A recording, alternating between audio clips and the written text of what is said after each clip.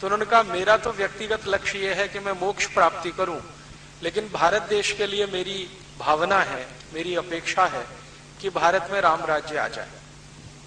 ये जो राम राज्य की बात गांधी जी ने बार बार कही, इस पर बहुत कुछ उन्होंने लिखा, बोला, लेकिन जब जब गांधी जी के सामने ये प्रश्न आया कि आपकी जो कल्पना है राम राज्य की वो क्या है, तो गांधी जी ने बहुत सहजता से उत्तर दिया कि जो भगवान श्री राम ने कहा वही।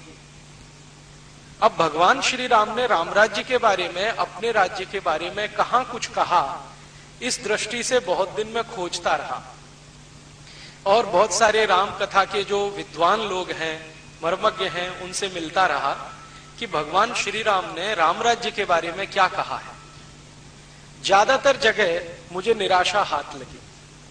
जितने भी राम कथा के वाचक हैं जिनके पास मैं ये प्रश्न लेके गया कि भगवान श्री राम ने राम राज्य के बारे में क्या कहा, अपने राज्य के बारे में क्या कहा, राम राज्य होता कैसा है, उसकी सेना कैसी होती है, उसकी अर्थव्यवस्था कैसी होती है, उसके नियम कायदे कानून कैसे होते हैं, आखिर वो राज्य है तो उसकी राजनीति क्या है, उसकी सीमाएं कैसी हैं, ऐसे ऐसे प्रश्नों को लेकर जब जब मैं साधु संतों से, रामकथा मर्मज्ञों से मिलता रहा तो निराशा ही हाथ लगी, क्योंकि बहुत कोई उचित और स्पष्ट उत्तर उनके यहां से नहीं मिला।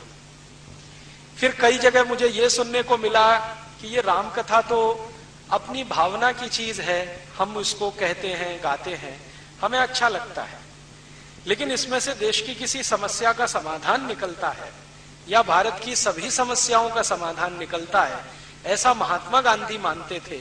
उस दृष्टि से विचार किसी ने किया नहीं।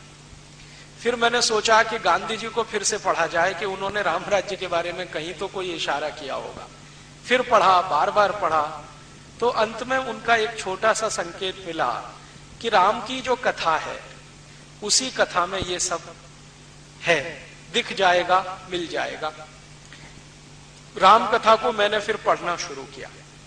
सबसे पहली राम कथा मैंने पढ़ी तो श्री रामचरितमानस, और वो पढ़ने के पीछे दो बड़े आधार थे। उसका सबसे बड़ा आधार ये था कि मेरी जो माँ है वो हर दिन श्री रामचरितमानस के सुंदर कांड का पाठ करती है, हर दिन, ये उनका दैनिक कर्म है। और जब तक वो सुंदर कांड का पाठ नहीं करती हैं तब तक वो ना खाना बनाती हैं, ना किसी को खिलाती हैं, ना खाने देती हैं। तो कानों में उनके शब्द गूंजते रहे। बचपन से मैं वो सुंदर कांड पढ़ता रहा माँ के माध्यम से। कभी कभी उन्होंने मुझे पढ़ने के लिए भी बिठाया। हमारे घर में एक पुरानी परंपरा सी है, बहुत साल से चल रही है, कि साल में एक बार श्री रामचरितमानस का पाठ होता है। 24 घंटे का जो अखंड पाठ होता है उसमें भी मैं बहुत दिन शामिल रहा। बहुत दिन श्री रामचरितमानस का पाठ करने के बाद सोचा कुछ और भी पढ़ा जाए, तो श्री वाल्मीकि रामायण पढ़ी। उन्होंने भगवान श्री राम की कथा को जिस तरीके से कहा है या लिखा है वो गोस्वामी तुलसीदास जी की तुलना में बहुत अलग है, भिन्न है। श्री गोस्वामी तुलसीदास जी के भगवान राम है और वो आराध्य है। आराध्य के बारे में कोई लिखेगा तो एक दृष्टि से लिखेगा, लेकिन गोस्वामी तुलसीदास जी की तुलना में वाल्मीकि जी के लिए राम आराध्य नहीं है। वाल्मीकि जी एक तटस्थ कवि की तरह से वो सारा वर्णन कर रहे हैं कि श्री राम जी के यहाँ ऐसा ऐसा हुआ, उनकी कहानी में ऐसा ऐसा हुआ। मेरे एक बहुत नजदीकी और जिनको मैं बहुत मानता हूं अपने जीवन में एक गुरु हैं श्री धर्मपाल जी। उनको एक बार मैंने चर्चा की तो श्री धर्मपाल जी ने कहा कि देखो, अगर तुम राम राज्य को ही समझना चाहते हो राम कथा में से, तो भारत में राम कथा लिखने वाले जो दक्षिण भारतीय कवि हैं या बड़े महान लोग हैं उसको भी जरा देखो। मैंने पूछा क्यों, तो उन्होंने कहा उसमें तुमको बिल्कुल भिन्न दृष्टि मिलेगी। तो दक्षिण भारत में मैं पिछले कुछ वर्षों से घूमता हूं तो वहां जो राम कथाएं लिखी गई हैं उनमें सबसे ज्यादा चर्चित और सबसे ज्यादा मानी जाने वाली कंब रामायण है। कंब तमिल के एक बहुत बड़े ऋषि हुए, बहुत बड़े ऋषि हुए। जैसे हम वाल्मीकि का अपने यहाँ स्थान मानते हैं, गोस्वामी तुलसीदास का मानते हैं, वैसे ही तमिल समाज के लोग कंब ऋषि को बहुत ऊंचा मानते हैं। तो कंब एक बड़े ऋषि हुए, उन्होंने श्री राम जी की कथा लिखी है और उसको दक्षिण भारत में कंबन रामायण के रूप में जाना जाता है। और मैंने जब श्री कंबन रामायण को पढ़ा तो अद्भुत लगी मुझे। ऐसा लगा कि मुझे बहुत सारा ज्ञान आसानी से उसमें मिल गया। फिर श्री राम जी की कथा एक बहुत बड़े कवि ने भी लिखी है, आप सब जानते हैं, मध्य भारत के एक बड़े कवि श्री कालिदास, उन्होंने श्री राम जी की कथा लिखी है रघुवंशम। अद्भुत कथा है वो भी, वो मैंने पढ़ी, बार बार पढ़ी। तो ऐसा करके 8-10 तरह की राम कथाएं या श्री राम जी की जीवनी, वो सब पढ़ने के बाद कुछ मेरे समझ में आया, वो निचोड़ आपको अगले 1-1.5 घंटे में मैं कहना चाहता हूं। इस बात का आप ध्यान रखेंगे कि मैं जो भी कुछ कह रहा हूं वो भारत की वर्तमान समस्याओं के समाधान के संदर्भ में कहूंगा कि राम जी की कथा में से भारत की समस्याओं के समाधान कैसे निकले। आज की जो समस्याएं हम देख रहे हैं अपने देश में, राजनीति के स्तर पर हो या सामाजिक समस्याएं हो, हमारी सभ्यता में आई हुई समस्या हो या संस्कृति के स्तर पर हो, इन सभी के समाधान राम जी की कथा में से मुझे दिखाई देते हैं। और अब मुझे समझ में आता है कि महात्मा गांधी किस राम राज्य की बात करते थे। गांधी जी जब बार बार कहते थे कि अगर भारत में राम राज्य हो जाए तो सब समस्याओं का समाधान हो जाए, अब मुझे उस बात पर बिल्कुल स्पष्टता है और दिखाई देता है कि अगर इस देश को राम राज्य के रास्ते पर ले जाएं तो कैसे समस्याओं का बहुत सरल और सुखद समाधान हमें मिल सकता है। श्री राम जी की कथा आप सब जानते हैं। कथा कहने में मैं समय खराब नहीं करूंगा क्योंकि कथा आप सभी ने सुनी है। कथा के बीच में जो बिटवीन द लाइंस होती हैं, संवाद जो होते हैं, जिनमें से कोई बात को पकड़ के विश्लेषण किया जा सकता है, ऐसी कुछ बातें आपके बीच में रखूंगा। और श्री राम के चरित्र में जो बातें मुझे बहुत अच्छी लगती हैं वो भी आपसे मैं शेयर करने की कोशिश करूंगा। मैंने अपने सुविधा की दृष्टि से श्री राम जी की कथा को 2 हिस्सों में बांटा है, या श्री राम के जीवन को 2 हिस्सों में बांटा है। एक हिस्सा है उनके जीवन का पूर्वार्ध और दूसरा हिस्सा है उनके जीवन का उत्तरार्ध। पूर्वार्ध का जो हिस्सा है वो उनके जन्म लेने से और उनके वन गमन के 1 दिन पहले तक का है। जब उनका जन्म होता है और वो अपने पिता के घर आते हैं अपनी माता कौशल्या की कोख से पैदा होकर, तो उस दिन से लेकर और वन गमन के लिए प्रस्थान करें, वो जीवन का उनका पूर्वार्ध। ये मैंने किया है, किसी दूसरे का नहीं है, सुविधा की दृष्टि से, समझने की दृष्टि से। तो उनके जीवन का एक तो है पूर्वार्ध और दूसरा है उत्तरार्ध। उत्तरार्ध वो कि जब वो अयोध्या की सीमा को छोड़कर वन में चले जाते हैं 14 वर्ष के लिए, वो उनके जीवन का उत्तरार्ध है। इन्हीं 2 हिस्सों में मैंने बांटा है।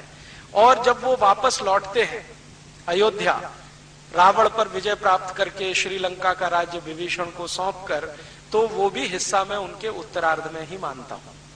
पूर्वार्ध का जो हिस्सा है श्री राम का, उसमें बचपन का जो है वो तो जैसे सभी राजाओं के बेटे बेटियों का है वैसा ही है। वो अपने पिता के बहुत लाड़ले हैं, उनके पिता उन पर बहुत ज्यादा स्नेह रखते हैं, माँ भी उनको बहुत ज्यादा स्नेह करती है। और श्री राम जी के बारे में माना जाता है और कहा भी जाता है, वो खुद अपने मुंह से कहते हैं कि उनके ऊपर श्रीमती कौशल्या का स्नेह तो है ही, केकई का विशेष स्नेह है, सुमित्रा का भी है, लेकिन केकई का विशेष स्नेह है। और राम जी इसको बार बार स्वीकार करते हैं। वो मानते हैं कि माता की कोई कृपा मेरे ऊपर हुई है, जो मुझे 14 वर्ष का वनवास मिला है, जो मेरे जीवन में मैं चाहता हूं वैसा करने का रास्ता खोल रहा है। तो केकई का विशेष स्नेह है। वो बड़े होते हैं और जैसे ही उनकी उम्र 14 वर्ष के आसपास आती है तो वो राजकाज के काम में रुचि लेना प्रारंभ करते हैं। तो उनके पिता श्री दशरथ ने उनको एक जिम्मेदारी सौंपी है, जिसको कई वर्ष तक वो निभा रहे हैं, बहुत ईमानदारी से और निष्ठा से। जिम्मेदारी क्या है? श्री दशरथ उनको कहते हैं कि तुम्हें ब्रह्म मुहूर्त में उठना है और प्रजा के बीच में जाके घूमना है, प्रजा के मन के सुख दुख तुम्हें पता करने हैं और ये आकर मुझे बताने हैं या मंत्रिमंडल के सामने रखने हैं। तो भगवान श्री राम या राजकुमार श्री राम बिना किसी वो तकलीफ के, बिना किसी दुख को महसूस किए हुए या बिना किसी रुकावट के हर दिन नियमित रूप से ब्रह्म मुहूर्त में उठते हैं, दैनिक कर्म से निवृत्त होते हैं और प्रजा के बीच में घूमते हैं, प्रजा से हालचाल पूछते हैं, लोगों से बात करते हैं, आप क्या महसूस करते हैं, राज्य कैसा चल रहा है, नीतियां कैसी हैं, राजा के बारे में, राजा के राज्य के अधिकारियों के बारे में नियमित रूप से वो फीडबैक लेते हैं, जानकारी लेते हैं। लौट कर आकर दरबार में अपने पिता श्री दशरथ को बताते हैं कि देखो इस प्रश्न पर प्रजा ऐसा सोचती है, उस प्रश्न पर ऐसे सोचती है। और दशरथ श्री राम की दी गई सूचनाओं के अनुसार बहुत सारे फैसले करते हैं। कोई नीति बदलनी है तो नीतियों को बदलते हैं, राज्य के किसी अधिकारी को दंड देना है तो दंड देते हैं। और दशरथ जी का ऐसा मानना है कि राम झूठ नहीं बोलता, क्योंकि उसमें बहुत सारे सद्गुण हैं। उनमें से एक सद्गुण है कि उसके मुंह से झूठ बात कभी निकलती नहीं, वो झूठ कभी बोलता नहीं, सत्य का आचरण हमेशा रखता है और उसे वो छोड़ता नहीं। तो वो जैसा भी आके भगवान राम उनको बताते हैं, दशरथ जी उनको पूरा का पूरा मान करके अक्षर से सच है वैसे ही वो न्याय करते हैं, वैसे ही फैसले करते हैं। तो उनका राज्य बहुत अच्छे से चल रहा है, प्रजा में काफी सुख है, दुख नहीं है, तकलीफें नहीं है। तो श्री राम जी के 14 वर्ष के आसपास की उम्र का समय इस कार्य में बीत रहा है। माने दशरथ जी के मन में ये अपेक्षा हो रही है कि एक दिन आकर ये अच्छे से गद्दी संभालेगा और ये अच्छा राजा सिद्ध होगा। और राम जी भी अपना कर्तव्य मानकर उसको नियमित रूप से कर रहे हैं। जब जब उनके सामने ऐसा कोई मौका आता है कि जाओ अपने ननिहाल चले जाओ या अपने किसी रिश्तेदार के घर चले जाओ, तो वो किसी न किसी कारण से अपने को रोकते हैं और वो बार बार कहते हैं कि मैं ननिहाल गया तो ये बड़ा काम रुक जाएगा, इसलिए ननिहाल जाना हर बार वो टालते हैं। जबकि उनके जो भाई हैं भरत, उनको जब मौका मिले ननिहाल जाने का वो सहर्ष तैयार रहते हैं। और उनकी माँ भी उनको बहुत प्रेरित करती है कि तुम ज्यादा समय वहीं रहो तो अच्छा है। तो ऐसा कुछ अंतर सा दिखाई देता है। बाद में उनके इसी उम्र के आसपास के समय में उस राज्य के एक बड़े गुरु विश्वामित्र जी आके श्री राम को उनके पिता से मांग लेते हैं और वो कहते हैं कि देखो मैं वन में यज्ञ करना चाहता हूं और यज्ञ करने के लिए रास्ते में बहुत सारी रुकावटें हैं। उन रुकावटों में सबसे बड़ी रुकावट है राक्षस हैं, वो यज्ञ संपन्न नहीं होने देते, किसी न किसी बहाने कोई ना कोई विघ्न डालते रहते हैं। मैं शस्त्र नहीं उठाने की कसम खा चुका हूं, वरना मैं स्वयं इन राक्षसों का संहार करने में समर्थ हूं। तो मुझे आप अपना बेटा दीजिए जो इन राक्षसों का संहार करे और मेरा यज्ञ निर्विघ्न संपन्न करे। बाद में विश्वामित्र जी दशरथ के दरबार में आकर पूरी कहानी सुनाते हैं कि इन राक्षसों ने कैसा उत्पीड़न कर रखा है, कैसा अत्याचार मचा रखा है, कैसे ये सब चीजों को तहस नहस करने में लगे हुए हैं, आदि आदि। आप जानते हैं कि राजा दशरथ के जो गुरु हैं वो वशिष्ठ हैं, लेकिन विश्वामित्र भी उनसे कुछ नीचे नहीं है। वशिष्ठ की राज दरबार में बहुत इज्जत है, सम्मान है, लेकिन विश्वामित्र का समाज में बहुत सम्मान है। उस समय का जो समाज है, उस समाज में विश्वामित्र की ऊंचाई बहुत है और राज्य के अंदर वशिष्ठ की ऊंचाई है। तो जब विश्वामित्र आते हैं और राम जी को मांगते हैं तो दशरथ कहते हैं कि ठीक है, मैं वशिष्ठ से बात करूंगा और मेरे गुरु अगर कहते हैं तो जरूर शहर से जाने की अनुमति है। तो वशिष्ठ से दशरथ जी का संवाद होता है। उस संवाद में श्री राम जी भी पहुंच जाते हैं। हालांकि उनको उनके पिता ने अनुमति नहीं दी है कि तुम इसमें शामिल हो, लेकिन वो कहते हैं कि मेरे बारे में फैसला हो रहा है, इसलिए मेरा रहना आवश्यक है। तो वशिष्ठ जी कुछ ऐसे इशारे में संकेत करते हैं कि राम का वहां जाना ठीक नहीं है, उसकी जरूरत भी नहीं है। हम चाहें तो विश्वामित्र के साथ अपनी सेना को भेज देते हैं, ये सेना जाएगी, राक्षसों का संहार करके वापस आ जाएगी, इसमें कोई तकलीफ नहीं है। तो राम पूछ रहे हैं आप ऐसा क्यों सोचते हैं? तो वशिष्ठ कहते हैं कि देखो तुम्हारे पिताजी वृद्ध हो चुके हैं, इनको अभी वानप्रस्थी होना है, राजकाज से मुक्त होना है, अब तुम्हें इस राज्य को संभालना है, तुम्हें ये पद मिलना है, इस पर बैठकर इसकी गरिमा है, इसकी इज्जत है, प्रतिष्ठा है, वो बढ़ानी है, इसलिए हम तुमको वन नहीं भेज सकते। पता नहीं वहां कितना समय लगे, 2 वर्ष लग जाएं, 5 वर्ष लग जाएं, हो सकता है ज्यादा समय लग जाए, क्योंकि ये राक्षसों का साम्राज्य, खासकर जो मायावी राक्षस हैं उनका साम्राज्य बहुत फैल गया है। अयोध्या की सीमा को छोड़कर जितनी सीमाएं वर्णन की गई हैं वो सब राक्षसों के कब्जे में है। तो श्री राम कहते हैं कि मुझे जीवन में एक ही तो मौका मिल रहा है अपने को साबित करने का, और आप वो भी मुझसे छीन लेना चाहते हैं। और वो कहते हैं कि मुझे तो लगता है कि विश्वामित्र मेरे बड़े हितैषी हैं आपकी तुलना में। तो वशिष्ठ उनसे पूछ रहे हैं कि तुमको ऐसा क्यों लगता है? तो वो कहते हैं कि देखो, जब तक मैं राजमहल में रहता हूं तो मुझे प्रजा के सुख दुख का सिर्फ अनुभव हो जाए, इसकी मैं कोशिश करता हूं प्रयास पूर्वक। लेकिन अगर मैं राजमहल छोड़ के चला जाऊं और जंगल में रहने लगूं ऐसे ही जैसे सामान्य प्रजा रहती है, तो मुझे प्रयास पूर्वक अनुभव नहीं करना पड़ेगा, आसानी से मुझे अनुभव होने लगेगा। तो जब तक मैं ये राजमहल के सुख नहीं छोड़ूंगा तब तक मुझे दुख का अनुभव होगा नहीं, और जब तक दुख का अनुभव नहीं होगा तब तक न्याय और अन्याय का अंतर मुझे नहीं पता होगा, श्रेय और प्रेय का अंतर नहीं मालूम है, क्या अभीष्ट है क्या नहीं है ये मैं समझ नहीं पाऊंगा, इसलिए मुझे तो जाना ही है। अब इस तरह के वाक्य जब वो बोलते हैं तो वशिष्ठ जी कहते हैं कि फिर ठीक है, जैसी तुम्हारी इच्छा। तो श्री राम जी कहते हैं मेरी इच्छा नहीं, ईश्वर की इच्छा, ईश्वर की इच्छा। तो वो कहते हैं वो कैसे? तो उन्होंने कहा ये ईश्वर की इच्छा है कि मैं जाऊं, वरना विश्वामित्र ऐसे ही नहीं आए हैं। विश्वामित्र खुद इतने तपस्वी हैं और बलशाली हैं जिन्होंने अद्भुत अद्भुत किस्म के अस्त्र और शस्त्रों का निर्माण किया है। वो चाहे तो राक्षसों का पूरा साम्राज्य मिटा सकते।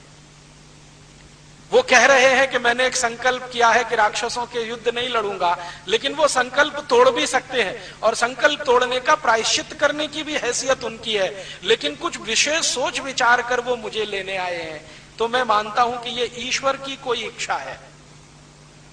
और वशिष्ठ को कहते हैं कि मैं तो बहुत आस्थावान हूं, ईश्वर के प्रति मेरा परम विश्वास है, और वो कहते हैं कि नियत ही निश्चित है, इसलिए मुझे लगता है कि ये वनगमन जाना ही है।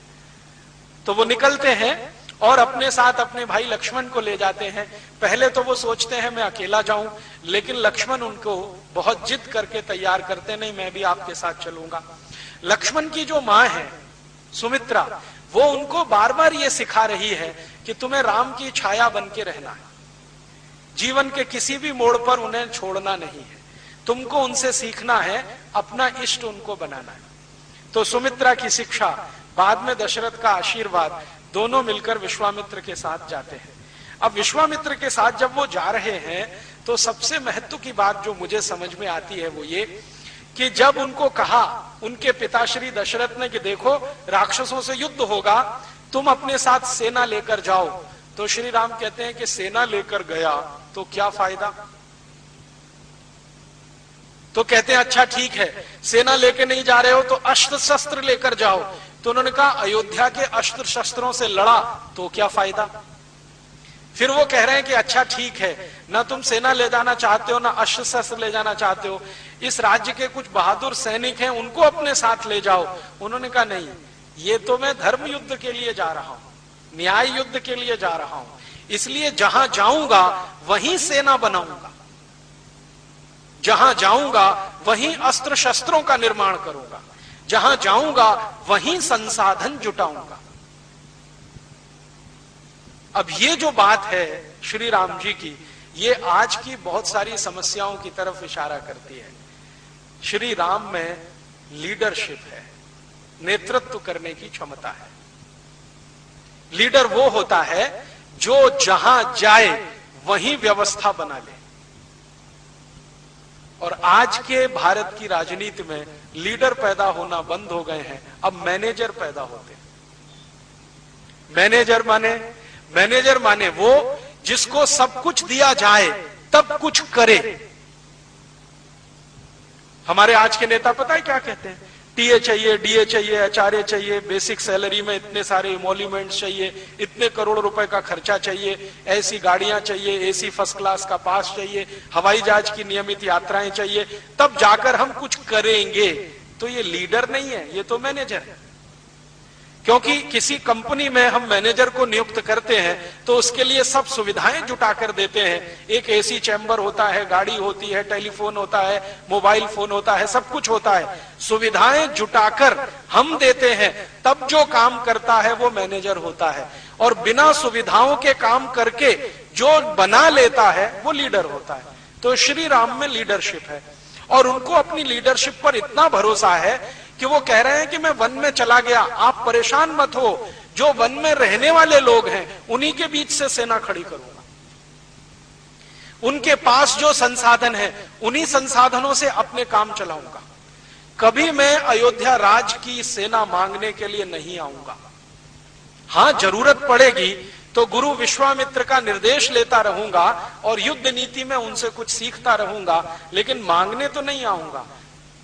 उनका अपना आत्मविश्वास इतने गजब का है। और वो लक्ष्मण को पूछते हैं, तुम्हें मंजूर है? हम बिना सेना के जा रहे हैं, बिना दास दासियों के जा रहे हैं, बिना संसाधनों के जा रहे हैं, हम अपना रथ भी लेके नहीं जा रहे हैं, रथ भी यहीं छोड़ेंगे। अयोध्या की सीमा खत्म हो जाएगी, उसके बाद रथ आगे नहीं जाएगा, पैदल ही जाना पड़ेगा। जैसे विश्वामित्र कहेंगे वैसे ही करना पड़ेगा। कंदमूल खाने पड़ेंगे, जंगलों में सोना पड़ेगा, पेड़ के नीचे कुटिया बनानी पड़ेगी।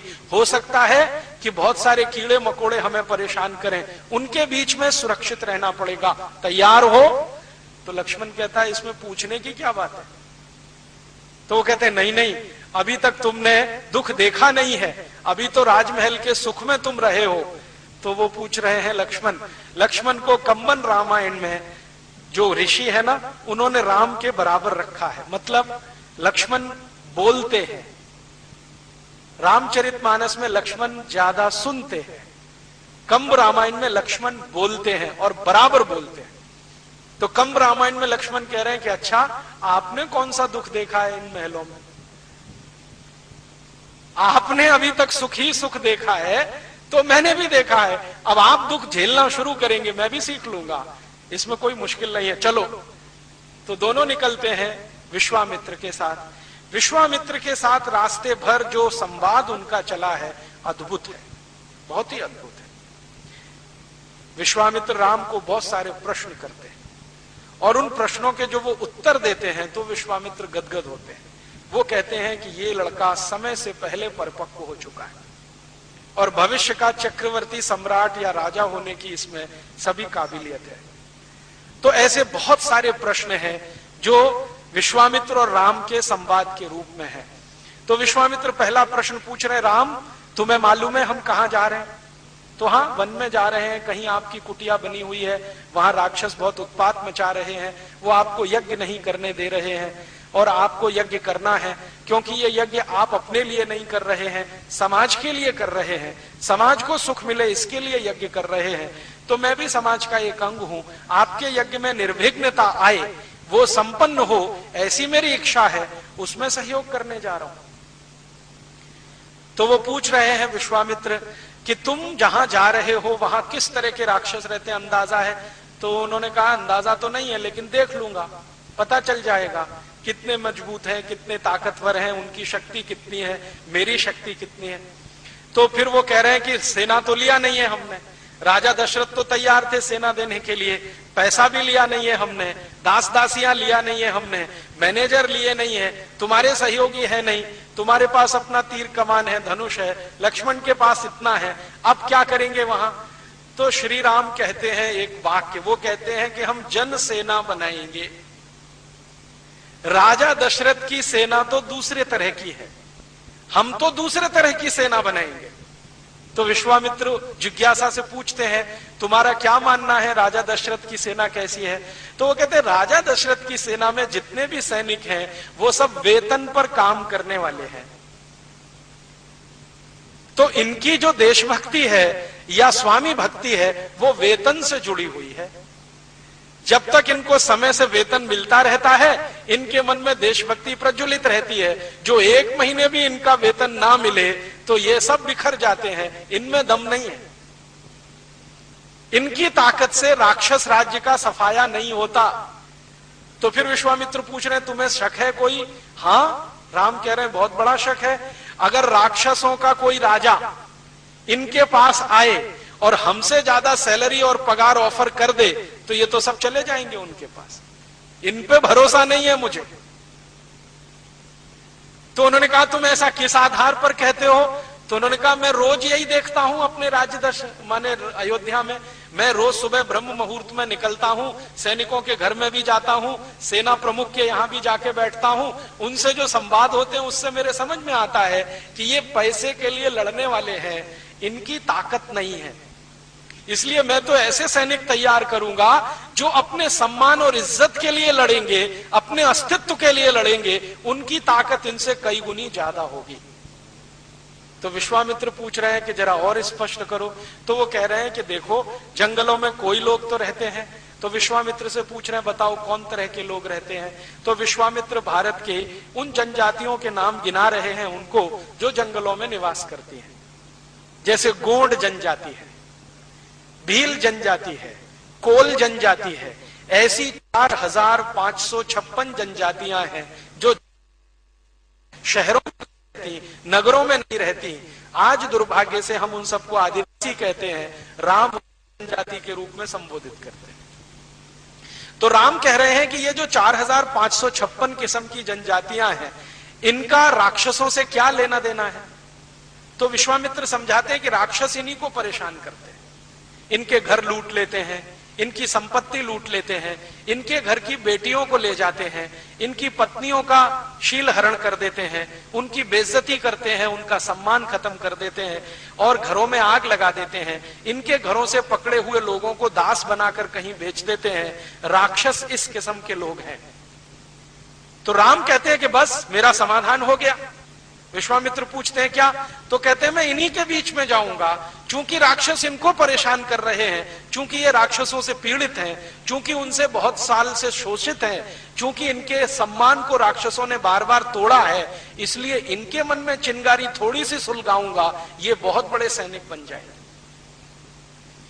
तो विश्वामित्र कहते हैं कि राम, ये तो सब साधारण लोग हैं। कैसे लोग हैं? राम पूछ रहे हैं, मैंने तो देखा नहीं है।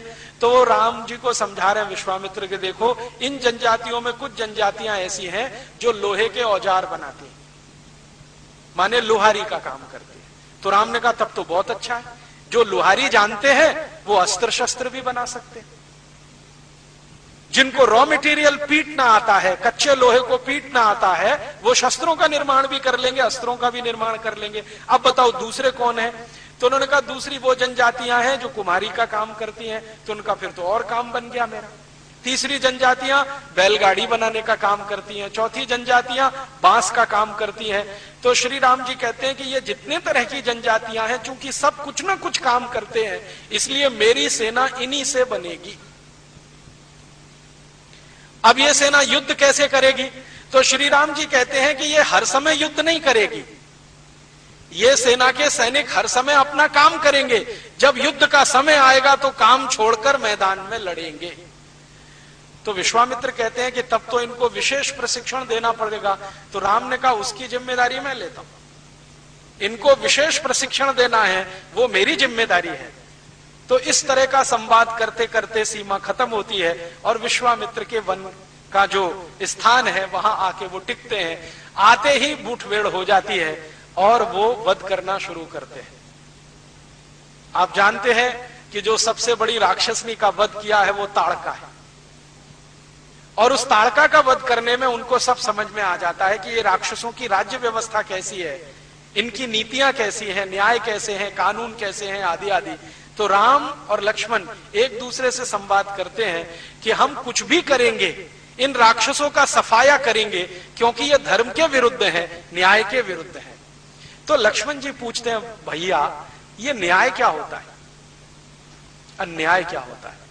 तो जो सुंदर परिभाषा उन्होंने दी है वो आज 5,13,000 साल के बाद भी उतनी ही सुंदर है। राम जी कह रहे हैं कि देखो, जब कोई अपने स्वार्थ को छोड़कर स्वार्थ के लिए लड़ता है वो सब अन्याय होता है। ये है राम की परिभाषा। जो व्यक्ति स्वार्थ को छोड़कर परमार्थ के लिए लड़ता है, दूसरों की इज्जत बढ़ाने के लिए लड़ता है, दूसरों का सम्मान बढ़ाने के लिए लड़ता है, दूसरों की रोजी रोटी बचाने के लिए लड़ता है, वो सबसे बड़ा न्यायी है। और जो दूसरों की परवाह ही नहीं करता, सिर्फ अपने ही स्वार्थ में डूबा रहता है, राम कहते हैं उससे ज्यादा अन्यायी दूसरा कोई नहीं है। आज की समय में देख लें, ये परिभाषा बिल्कुल सटीक बैठती है। आज कलयुग आ गया है, राम जी का युग तो चला गया है। 5,13,000 साल से कुछ ज्यादा समय बीत गया है। आज भी यही दिखाई दे रहा है इस समाज में कि जो अपना स्वार्थ छोड़कर समाज के लिए, सामाजिक लोगों के लिए काम करे, वही महात्मा गांधी होता है, वही लोकमान्य तिलक होता है, वही भगत सिंह, ऊधम सिंह होता है। और उन्हीं के सामने हम अपना सिर झुकाते हैं।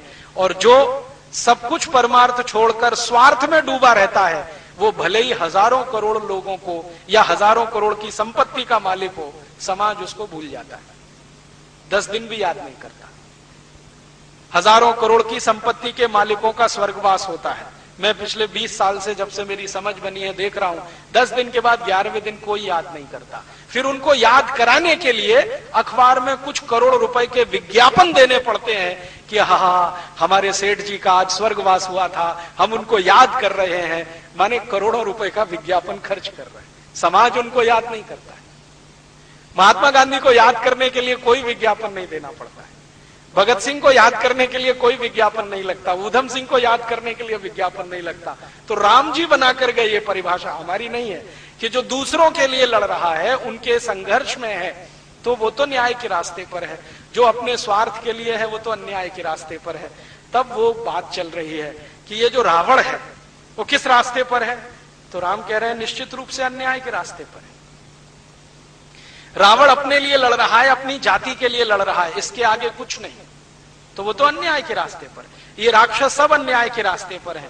हम न्याय के रास्ते पर इसलिए हैं कि हम अपने स्वार्थ को छोड़कर अयोध्या से यहां आए हैं, और यहां आने के बाद हम जीतेंगे इस युद्ध को, ये मेरा विश्वास है। लेकिन अपना राज्य कायम नहीं करेंगे, ये पूरा राज्य इन्हीं को सौंपकर हम चुपचाप यहां से निकल जाएंगे।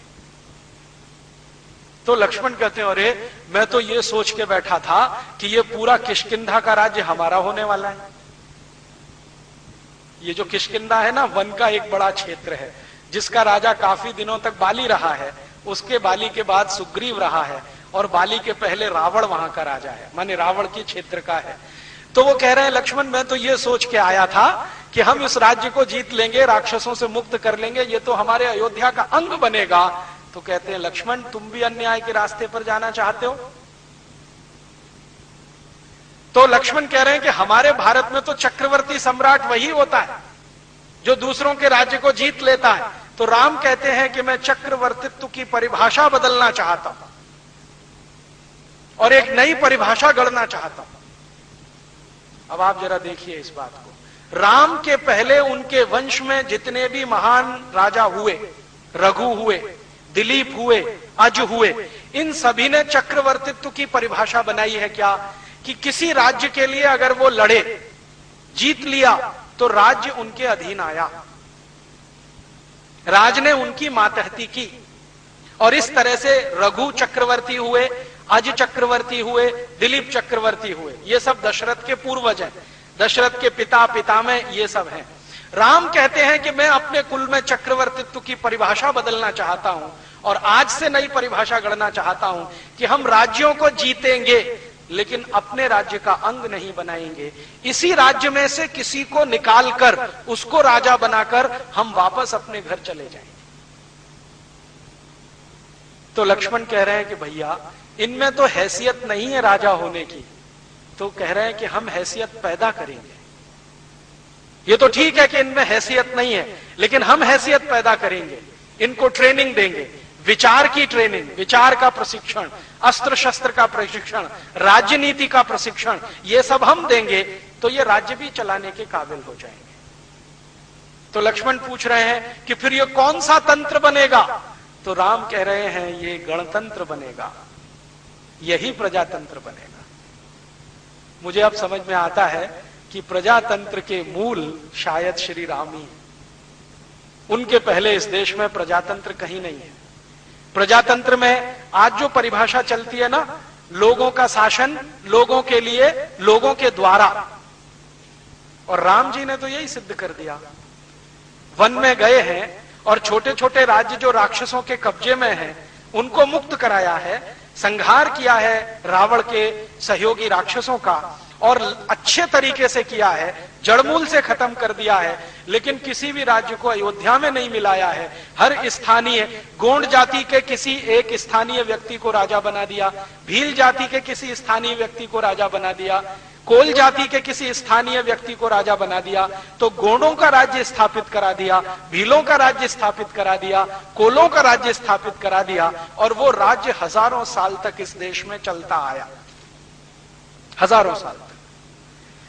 अगर आप गोंड जनजाति के लोगों के बीच में जाकर, कोल जनजाति के लोगों के बीच में जाकर, या भील जनजाति के लोगों के बीच में जाकर संवाद करें, तो वो कहते हैं ये राज्य तो राम का दिया हुआ है।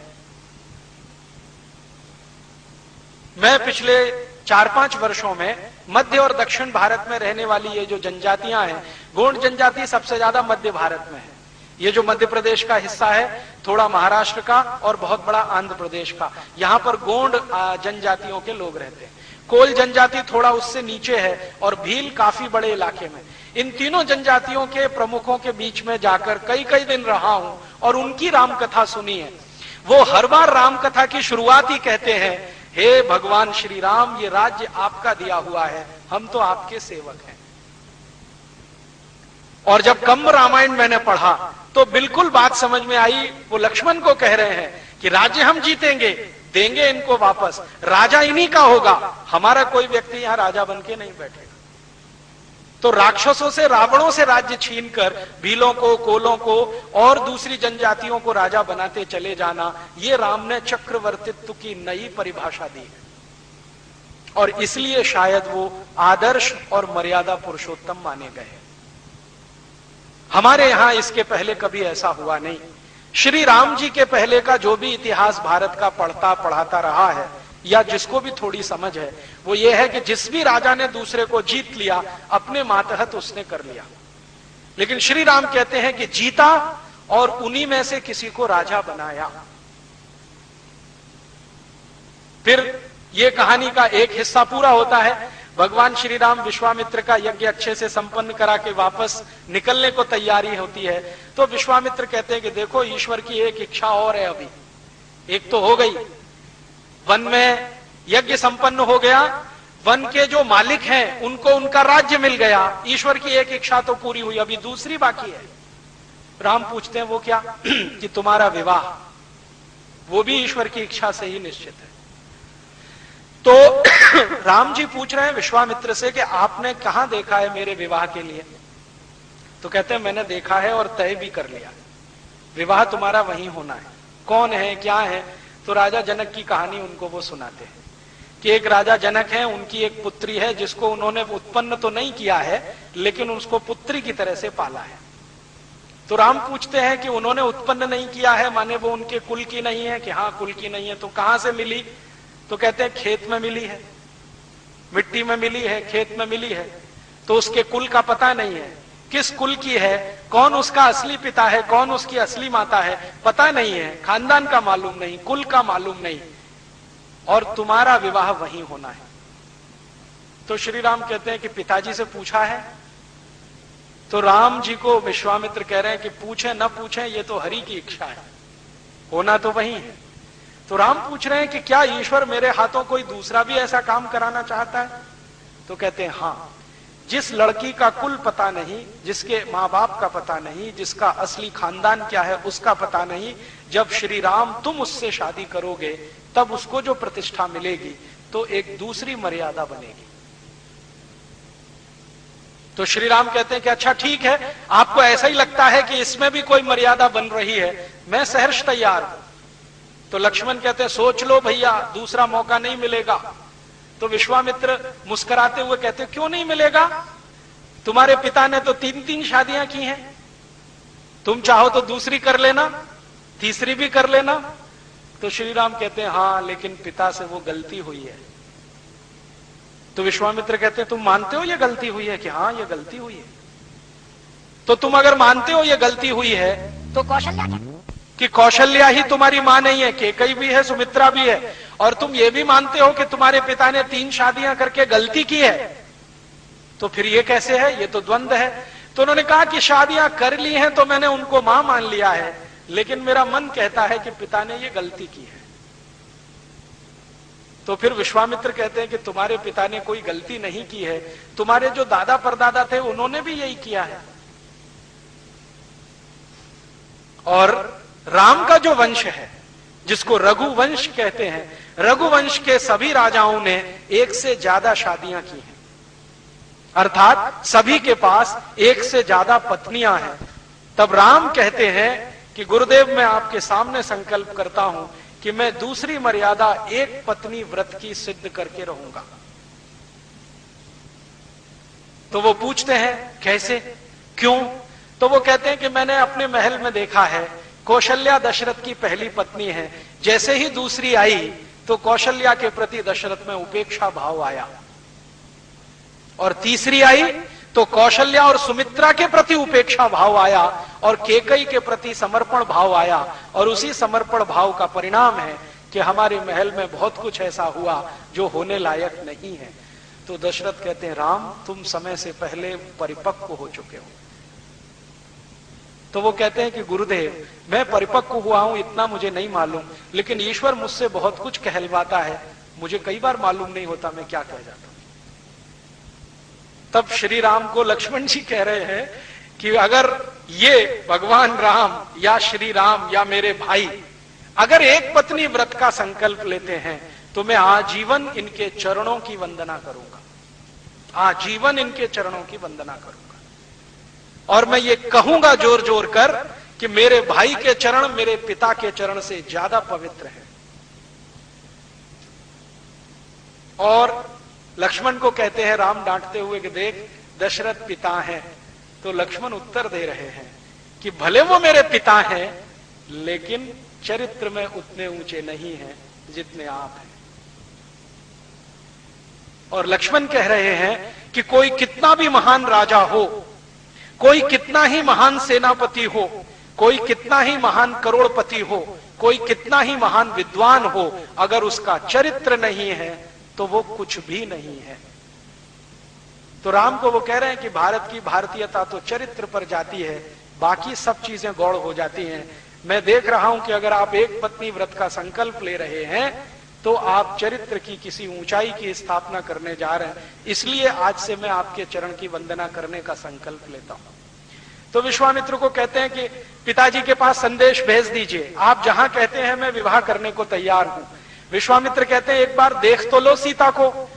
तो राम कहते हैं देखना क्या है, तय हो गया है ना कि वो बिना किसी कुल की है, उसका कोई खानदान नहीं है, उसके पिता का पता नहीं, माता का पता नहीं, जनक ने उसको पाला है लेकिन उसके असली माँ बाप का पता नहीं है।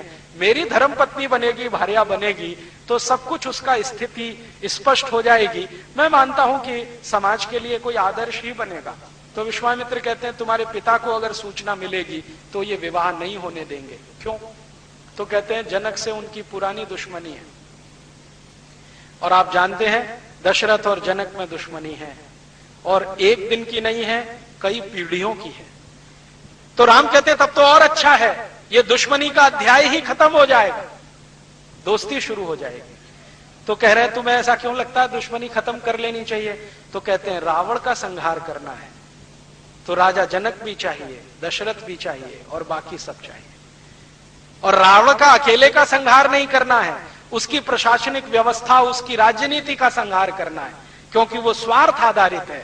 हमें परमार्थ आधारित राजनीति की स्थापना करनी है। तो श्री विश्वामित्र कहते हैं चलो भाई, अब जैसी तुम्हारी इच्छा, तुम्हारे पिता को बिना बताए चलते हैं। अब पहुंच जाते हैं राजा जनक के दरबार में। राजा जनक ने कहा है कि भाई मेरी पुत्री का विवाह मैं तय नहीं करूंगा, मेरी पुत्री तय करेगी। और क्यों करेगी? क्योंकि वो स्वयं वरा है, अपने वर को स्वयं चुनेगी। क्यों चुनेगी? तो राजा जनक कहते हैं कि उसमें बहुत सारे सद्गुण हैं, और उन्हीं सद्गुणों के आधार पर मैं कहता हूं कि वो स्वयं वरा है, मैं तय नहीं करूंगा। तो ठीक है, राजा जनक को कहते हैं विश्वामित्र के आप तय कर लो, आपकी पुत्री को पूछ लो। तो वो जो धनुष की कहानी है वो सीता जी की कहानी है असल में, कंब रामायण में।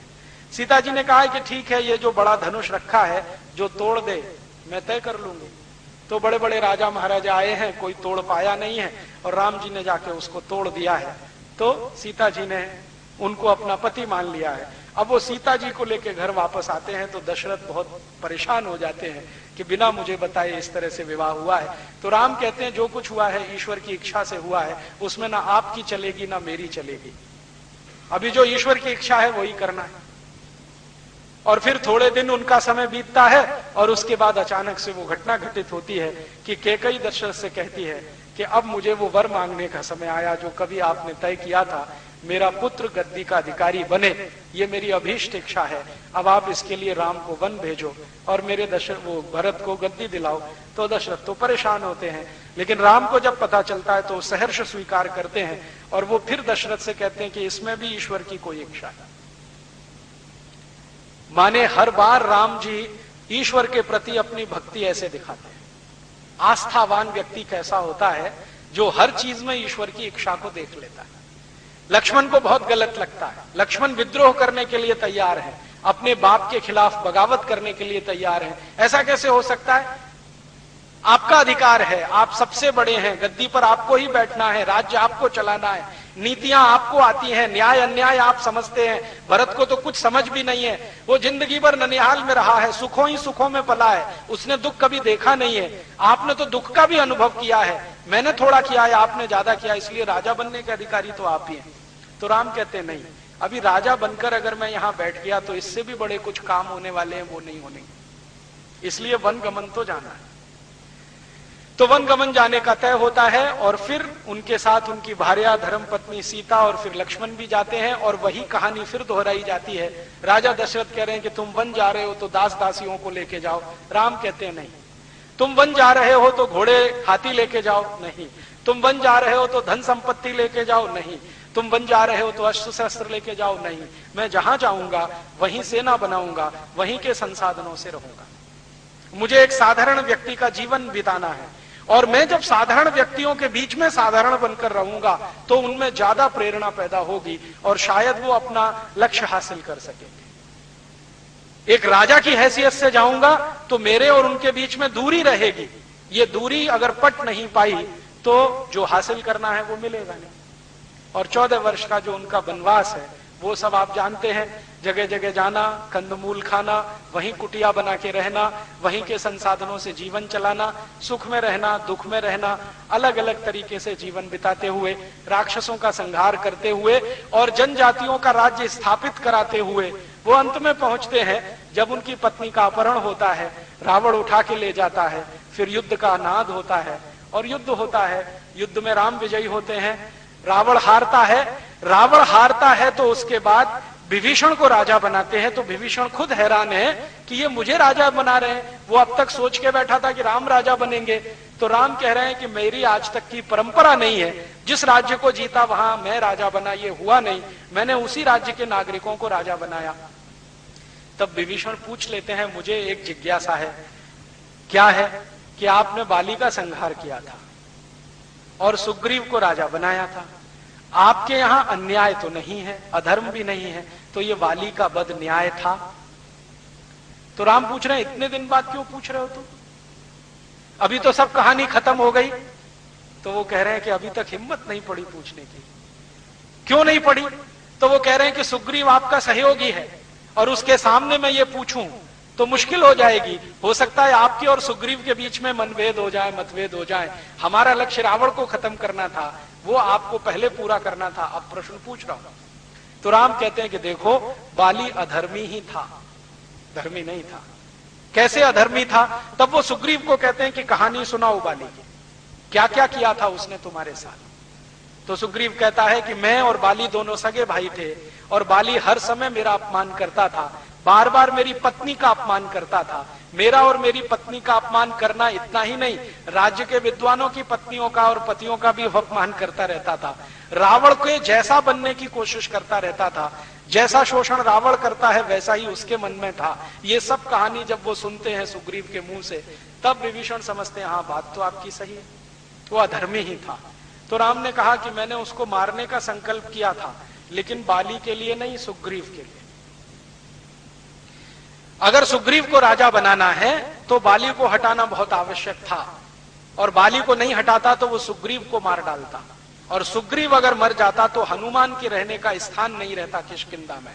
और हनुमान तो भगवान के भेजे हुए कोई दूत हैं, जिनके हाथों कोई बड़े काम इस देश में होने वाले हैं, इसलिए इनका बचना बहुत जरूरी था।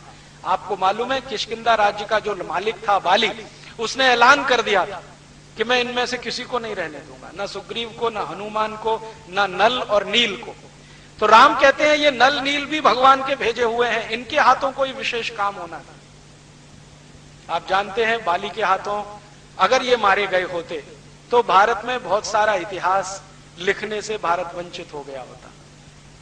हनुमान के बारे में अगर ये हम कभी कल्पना करें कि बाली ने उनको मरवा दिया होता, तो हनुमान का जो सबसे बड़ा हमारे देश के और लोगों के सामने चरित्र आता है वो ये कि वो भारत के नागरिकों को भारत की जड़ी बूटियों से परिचित कराने वाले आदि वैद्य। क्योंकि मालूम ही नहीं था भगवान श्री राम को कि लक्ष्मण को अचेत अवस्था आई है, मूर्छा हुई है, तो कौन सी जड़ी बूटी लगेगी। वैद्य सुषेण थे, उन्होंने हनुमान जी को समझाया कि वहां वहां जाओ, वहां से कुछ ले आओ। तो हनुमान जी ने कहा हो सकता है एक दो जड़ी बूटी से काम न चले तो पूरा पर्वत ही उठा के लाए, और उन जड़ी बूटियों का परिचय श्री राम को कराया, लक्ष्मण को कराया और पूरी सेना को कराया। तो राम कहते हैं कि ये काम वंचित हो जाता। नल नील का पूछा तो उन्होंने कहा ये नल नील तो अद्भुत हैं दोनों। क्या किया है नल नील ने? राम के साथ रह के नल नील ने सबसे बड़ा काम किया है कि राम की सेना को रावण के राज्य में पहुंचाने के लिए पुल बनाया है। अब तक तो हम सब ये मानते थे कि ये रामचंद्र जी की सेना जो रावण के राज्य में पहुंची उसके लिए कोई पुल बना तो बना होगा, हमारे दिमाग में नहीं बैठता था, कल्पना नहीं आती थी। लेकिन अब अमेरिका की सबसे बड़ी वैज्ञानिक संस्था नासा ने उस पुल के चित्र निकालकर जब सबको दिखाए और उसकी कार्बन डेटिंग हुई तो पता चला कि वो पुल 5,13,000 और कुछ 100 वर्ष पुराना है, और भगवान श्री राम का रावण से युद्ध भी उतना ही पुराना है। तो सिद्ध हो गया कि ये पुल उनके समय में बना है। और श्री राम विभीषण को कह रहे हैं कि देखो मुझे नहीं आता पुल कैसे बनाया जाता है, ये नल नील दोनों जानते हैं।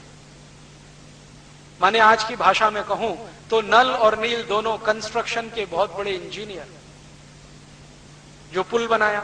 और पुल भी कैसा बनाया? पत्थरों का पुल समुद्र के बीच में, कभी कल्पना काम ना करे किसी की ऐसा।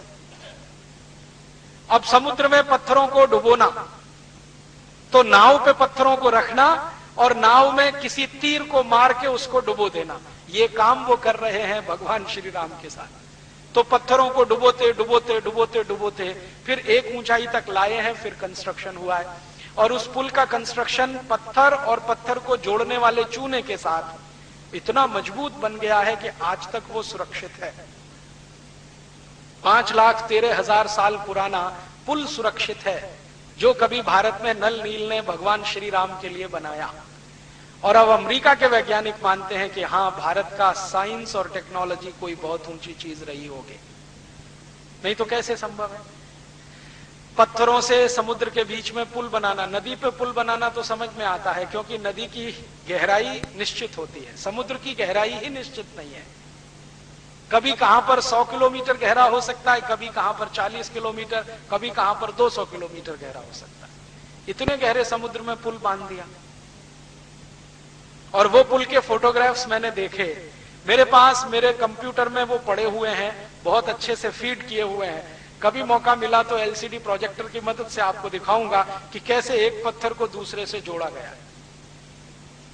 उसके अंदर के जो चित्र निकाले हैं ना पुल के, पत्थरों को एक दूसरे से जोड़ा है, बीच में चूना लगा के, लेकिन पत्थर खिसक ना जाए तो लोहे की कील लगी हुई है दोनों तरफ जोड़ने की। ये विज्ञान उस समय था हमारे देश में। और पुल को ऊपर से जब देखते हैं ना, सैटेलाइट से उसके सारे पिक्चर निकाले गए हैं, शायद दैनिक भास्कर अखबार में छप भी चुके हैं, कोई मुझे कल बता रहा था। मेरे पास तो उसके ओरिजिनल फोटोग्राफ्स हैं।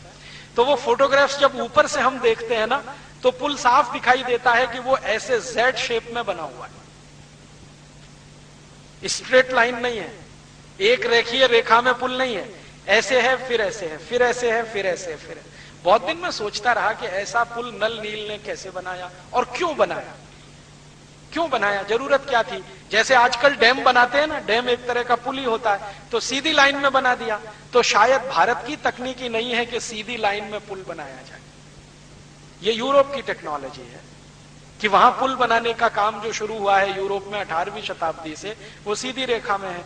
भारत में शायद हो नहीं सकता, समुद्र में तो बिल्कुल असंभव है, क्योंकि एक रेखीय पुल अगर होगा, लीनियर होगा, एक ही लाइन में होगा, तो उस पर पानी का दबाव सबसे ज्यादा पड़ेगा, क्योंकि समतल चीज होती है ना, तो उस पर दबाव ज्यादा होता है। पानी का दबाव ज्यादा आएगा तो टूट जाएगा, तो 5,13,000 साल थोड़ी टिक पाएगा। तो नल नील की अकल देखो कि जो दबाव पानी का पड़े उसको एक दूसरे पर डिस्ट्रीब्यूट कर दो, एक ही स्थान पर पूरा दबाव ना पड़े, इसलिए उसको जेड शेप दे दिया। और आज के जमाने के जो हाइड्रोलिक्स के बड़े वैज्ञानिक हैं, जो जल विज्ञान के बड़े वैज्ञानिक हैं, उनसे मैं कहता हूं कि जरा इस डिजाइन की कल्पना करो, तो वो एक ही शब्द कहते हैं, अद्भुत। वो ये कहते हैं कि 5,13,000 साल पहले कोई दो व्यक्ति ऐसे हुए जिनको ये कल्पना थी, इसका माने कोई बहुत बड़े वैज्ञानिक रहे होंगे तभी ये हो सकता है। साधारण लोगों के दिमाग में ये कल्पना नहीं आ सकती कि पानी के प्रेशर को बराबर डिस्ट्रीब्यूट करना है और उसमें शेप जेड का देना है ताकि वो ज्यादा दिन सुरक्षित रहे। पहले जब हम चर्चा करते थे हमारे कुछ आधुनिक पढ़े लिखे मित्रों के साथ, तो वो ये कहते थे कि भारत बहुत महान था, सुना है, लेकिन इसकी महानता क्या थी वो अब दिखाई देती है। ये महानता थी 5,13,000 साल पहले इस तरह के पुल का डिजाइन कर देना, और वो इतने साल तक लगातार टिके रहना, उसके बीच में कहीं क्रैक भी नहीं है। जो सैटेलाइट ने फोटो निकाले हैं ना, इमेज, कहीं भी क्रैक नहीं है। अब वो तो भला हो हमारे दक्षिण भारत की वो जयललिता का, जिसने अभी जिद पकड़ ली थी कि इस पुल को तोड़ ही देना है, क्योंकि ये चेन्नई के रास्ते आने वाले बड़े जहाजों को रुकावट पैदा करता है। उसके खिलाफ एक बड़ा अभियान चला। अच्छा हुआ जयललिता अपने पद से निकल गई तो वो पुल बच गया, नहीं तो वो तोड़ने की तैयारी में थी। तो नेता कैसे हैं हमारे, इससे अंदाजा लगा लो। और राम के जमाने में कितनी मेहनत से बना होगा उसका अंदाजा लगा लो। इस तरह की क्वालिटी उस समय के काम में। और फिर अब समझ में आता है कि अगर ये पुल सत्य था तो सब कुछ सत्य रहा होगा। अब तक हमारे देश में कुछ ऐसे इतिहासकार हुए हैं जो वामपंथी मानते हैं अपने को, लेफ्टिस्ट मानते हैं। वो मानते ही नहीं है कि भगवान राम की कहानी कोई सत्य है, वो ये कहते हैं ये हाइपोथेसिस है। हाइपोथेसिस माने कल्पना में गढ़ी गई है। हाँ, अभी भी वो यही मानते हैं कि काल्पनिक है। और अभी ये जो पुल का हो जाना और उसके समय का वही निकल के आना जो राम का समय है, अब ये सिद्ध कर देता है कि ये सत्य है, इसमें काल्पनिकता कुछ नहीं। और अगर इसी विषय पर आगे हम खोज करें तो बहुत कुछ ऐसा निकल आएगा, क्योंकि वैज्ञानिकों ने अब ये माना है कि ये पुल नीचे जो गया है इसके साथ पूरी सभ्यता नीचे गई होगी। सब कुछ नीचे चला जाता है कि नहीं? हो सकता है भगवान श्री राम के जाने के बाद और आज तक 20 85 सुनामी आए हो और ये नीचे जाता गया जाता गया जाता गया और आज 40-50 किलोमीटर नीचे स्थिर हो गया।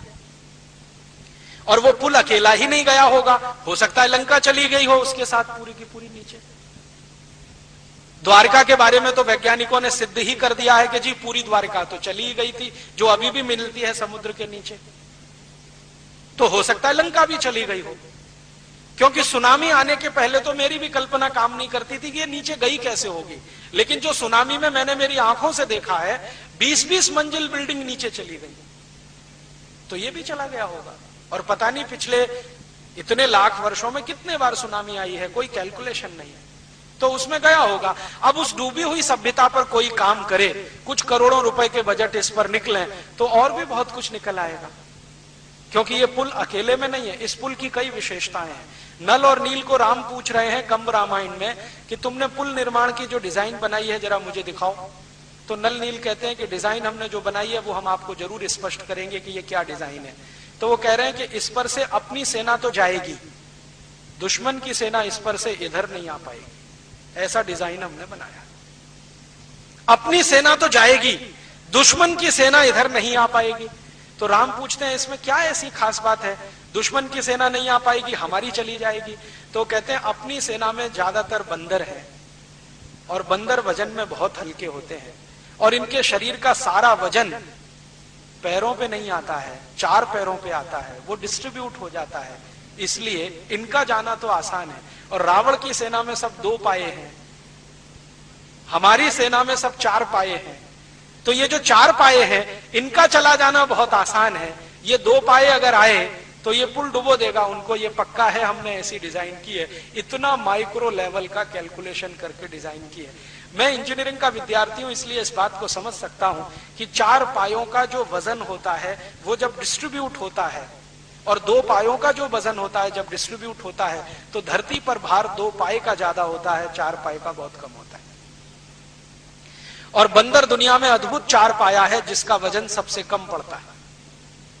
बंदर के अलावा जितने 4 पाये हैं, जैसे शेर है, चीता है, बब्बर शेर है, भालू है, इनका वजन बहुत बहुत है, कई गुना ज्यादा है। तो आप कहेंगे बंदर का साइज भी तो कम है। बंदर के साइज के जितने 4 पाये हैं उनका भी वजन धरती पे बहुत पड़ता है, बंदर अकेले का नहीं पड़ता। क्यों? क्योंकि वो पूरा पंजा कभी रखता ही नहीं है, उंगलियों की पोरों से जंप लगाता है। कहीं से कूदेगा, उंगलियां टिकाएगा, पूरा पंजा नहीं रखता, ऐसे टिकाएगा फिर तुरंत जंप कर देगा। और उसमें लगातार क्षमता है जंप करते रहने की। तो वो कह रहे हैं कि हमारी सेना में तो ये बंदर बानर ज्यादा है, आप चिंता मत करो, ये पार जाएंगे, लेकिन उधर से वो आए डूब जाएंगे। ऐसी डिजाइन हमने तैयार की है। फिर पूछ रहे हैं दूसरी विशेषता बताओ इसकी। तो दूसरी विशेषता यह है कि अगर ये पुल बनेगा तो जब तक आप नहीं कहेंगे तब तक ये टूटेगा नहीं। तो कह रहे हैं मेरे कहने से मतलब, उन्होंने कहा आपके जो बाण है ना, उनमें एक ही बाण ऐसा है जो इसको तोड़ने की शक्ति रखता, बाकी ये किसी से टूटने वाला नहीं है। वो जब तक आप नहीं चलाएंगे ये टूटने वाला नहीं है। तो पूछ रहे हैं क्यों? तो उन्होंने कहा हमने जो केमिकल लगाया है इसमें, वो ये कैलकुलेशन करके लगाया है कि उसका रिएक्शन राम के बाण से ही हो, बाकी किसी बाण से ना हो। तो खोजकर ऐसा केमिकल लाए हैं। और आप जानते हैं कि बाण के सामने जो तीर की नोक होती है उसमें केमिकल लगा के ही चलाए जाते हैं।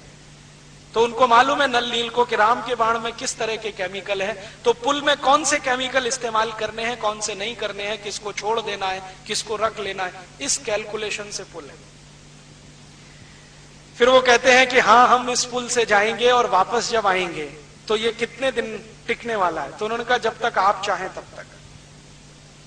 आप अगर चाहेंगे तो हम लौटते ही इसको नाश कर देंगे, आप चाहेंगे तो थोड़े दिन टिकेगा। आप विभीषण को बोल के जाओ और वो बाण इसको दे के जाओ, जब इसको मन आए वो चला दे, वो टूट जाएगा।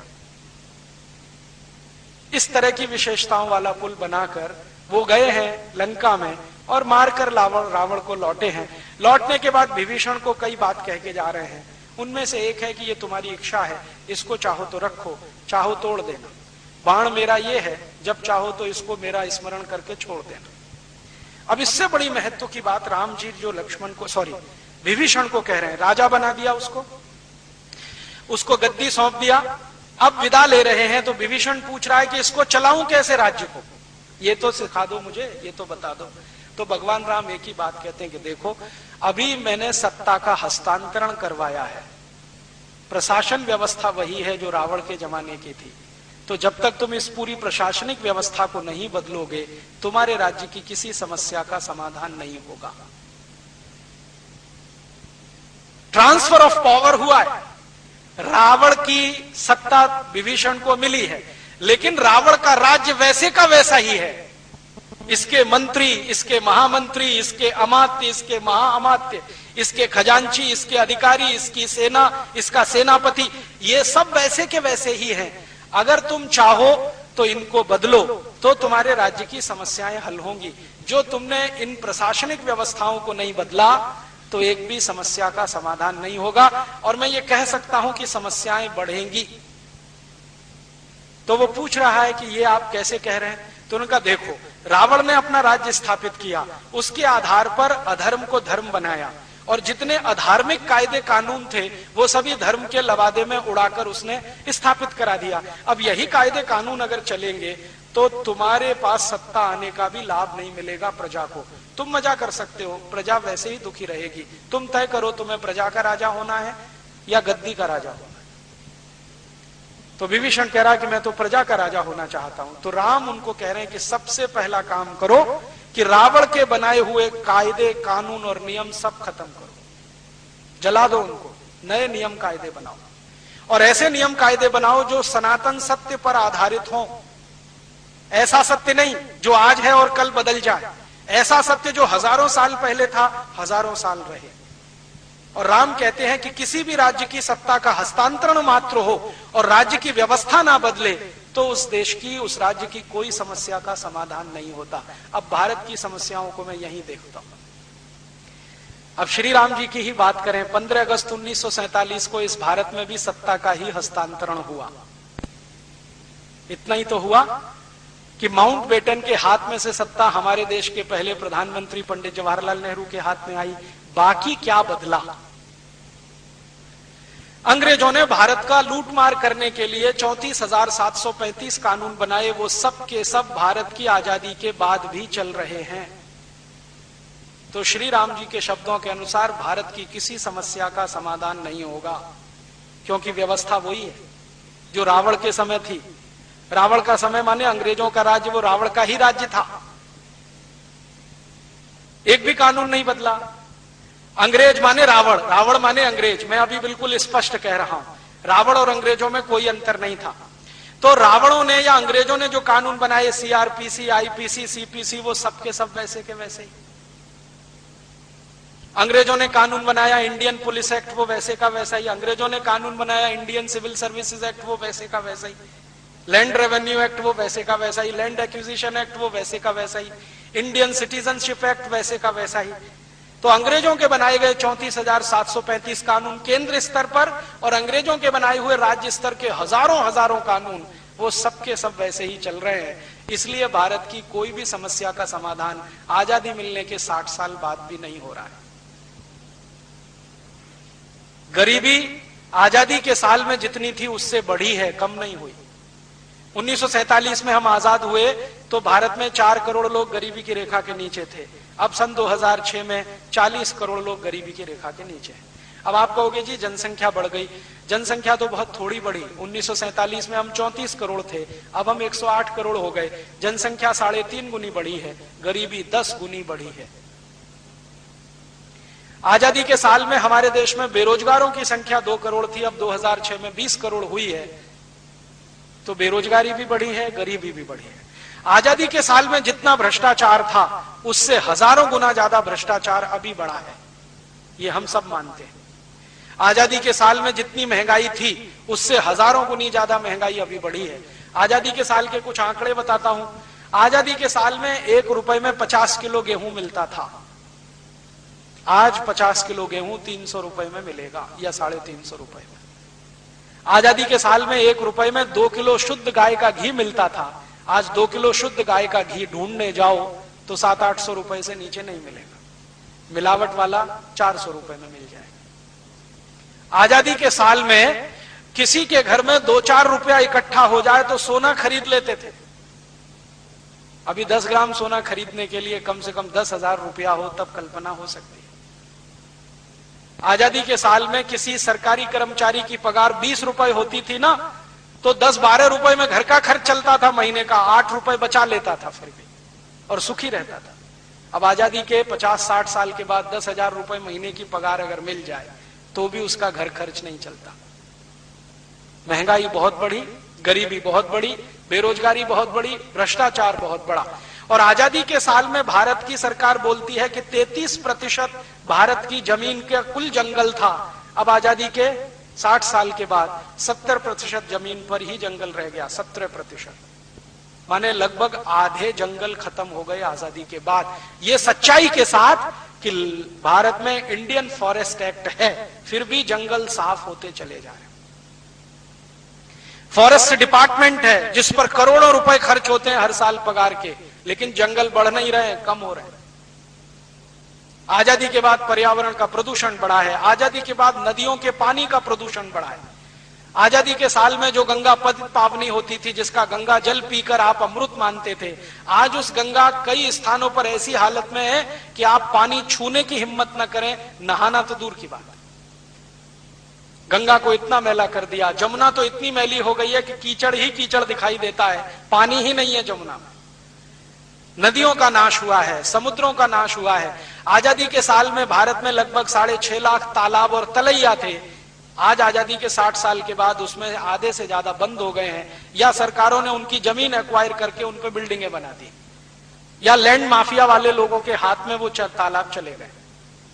किसी भी शहर में देखो, एक भी समस्या हल नहीं हो रही है, हर समस्या का बढ़ता ही जा रहा है स्वरूप और प्रारूप। तो शायद श्री राम जी जो विभीषण को कह रहे हैं कि देखो, सत्ता हस्तांतरण मात्र से किसी राज्य की समस्या का समाधान नहीं होता, व्यवस्था बदलनी चाहिए, तब राज्य की समस्याएं हल होती हैं। हम भारतवासियों ने श्री राम जी से अगर इतना ही सीख लिया होता कि सत्ता हस्तांतरण ही नहीं है, व्यवस्था भी बदलो, तो शायद भारत की समस्याओं का समाधान 60 साल में हो गया होता। और अब श्री राम जी की कथा पढ़ के बार बार मुझे ये स्पष्ट हो गया है कि भारत की कोई भी समस्या का समाधान करना है तो सत्ता बदलने से नहीं होगा, व्यवस्था बदलने से होगा। हम एक पार्टी को चुनकर लाएं, उसको हटाकर दूसरी को बिठाएं, दूसरी को हटाकर तीसरी को बिठाएं, तीसरी से चौथी को लाएं, कुछ होने वाला नहीं। बड़े बड़े महान लोगों को प्रधानमंत्री बनाएं, कुछ होने वाला नहीं। जब तक व्यवस्था नहीं बदलेगी, कितना ही अच्छा कोई प्रधानमंत्री आप बिठा दो, उसमें से कुछ निकलना नहीं है। क्योंकि ये मैंने नहीं कहा, लाखों साल पहले श्री राम जी बोलकर गए विभीषण को कि देखो यही होता है। तो अब राम राज्य की बात अगर हम करें कि राम का राज्य स्थापित करना है, तो पहला ही सूत्र शुरू होगा कि भारत का व्यवस्था परिवर्तन करना होगा, तब भारत में राम राज्य आएगा। नहीं तो ये रावण राज्य ही चलता जाएगा जो अंग्रेजों ने चलाया था, अब वही काले अंग्रेज चलाएंगे, इतना ही अंतर है। पहले गोरे अंग्रेज चलाते थे, अब काले अंग्रेज, रावण राज्य तो वही चल रहा है। अभी इसके बाद आखिर में मैं श्री राम जी की कथा के एक ऐसे अंश पे आता हूं जो बीच का अंश है, लेकिन मैंने जानबूझ के अंत के लिए रखा उसको। राम जी की कथा में एक स्थान पर ऐसा है कि जब वो वन चले गए और उनके पिताजी का स्वर्गवास हो गया, तो उनके छोटे भाई भरत राम जी के पास आए और उनको कहें कि चलो भाई वापस आपकी गद्दी आप संभालो, पिताजी का स्वर्गवास हो गया है। तो राम और भरत का संवाद है, और मेरा मानना यह है कि भारत की सभी राम कथाओं का सबसे केंद्रीय स्थान अगर कोई है तो राम भरत संवाद है। इसमें आप सब कुछ समझ सकते हैं, पूरी दुनिया, पूरा ब्रह्मांड, पूरी व्यवस्थाएं सब इसी में समाहित है। भरत राम का संवाद अगर रामचरितमानस में पढ़ना हो तो अयोध्या कांड में है, वाल्मीकि रामायण में पढ़ना हो वहां भी है, रघुवंशम जो कालिदास की सबसे सुंदरतम कृति है उसमें एक सर्ग है, 12वें नंबर का सर्ग, उसमें भरत राम संवाद है। और 12वें सर्ग का एक उपसर्ग है जिसको श्री कालिदास ने नाम दिया है कश्चित सर्ग। अद्भुत है, कंबन रामायण में बहुत विस्तार से है, कालिदास का रघुवंशम उसमें बहुत विस्तार से है, रामचरितमानस में थोड़ा संक्षेप में है, वाल्मीकि रामायण में भी थोड़ा विस्तार है। ये जो सर्ग है अद्भुत है। मैं मानता हूं रामकथा का इससे अच्छा कोई दूसरा वो नहीं है, हिस्सा नहीं है। इसमें राम को जब मिलने के लिए भरत आते हैं और बताते हैं पिताजी की मृत्यु हो गई है और राज्य को अब चलाना मेरे लिए तो मुश्किल है, आपको वापस चलना पड़ेगा। तो राम जी उनसे कई प्रश्न पूछ रहे हैं और वो सारे प्रश्न हमें बताते हैं कि राम राज्य कैसा होता है। और महात्मा गांधी ने इसी राम राज्य की बात कही है, राम राज्य है क्या। तो भरत आए, कुशल क्षेम पूछा, गले मिलकर रोए, वगैरह वगैरह सब हो गया। फिर शांति के साथ बैठे हैं भरत, और राम जी का पहला प्रश्न जो भरत को है वो ये कि भरत, तुम जिस राज्य से आए हो, अयोध्या का राज्य, तुम कहते हो वो राम का राज्य है, माने मेरा राज्य है, अर्थात राम राज्य है। तो मैं तुमसे पूछता हूं कि इस राज्य को चलाने के लिए तुम्हारी जो नीति, नियम, कायदे, कानून है, उनके बारे में कुछ प्रश्न करता हूं। तुम उनका उत्तर अगर हाँ में देते हो तो मैं मानूंगा कि वो राम राज्य है, और ना में दे रहे हो तो मैं नहीं मानता कि वो राम राज्य है। तो भरत कह रहे हैं आप प्रश्न पूछिए, जितनी मेरी हैसियत है, क्षमता है, मैं दूंगा। तो पहला ही प्रश्न श्री राम जी पूछ रहे हैं भरत से।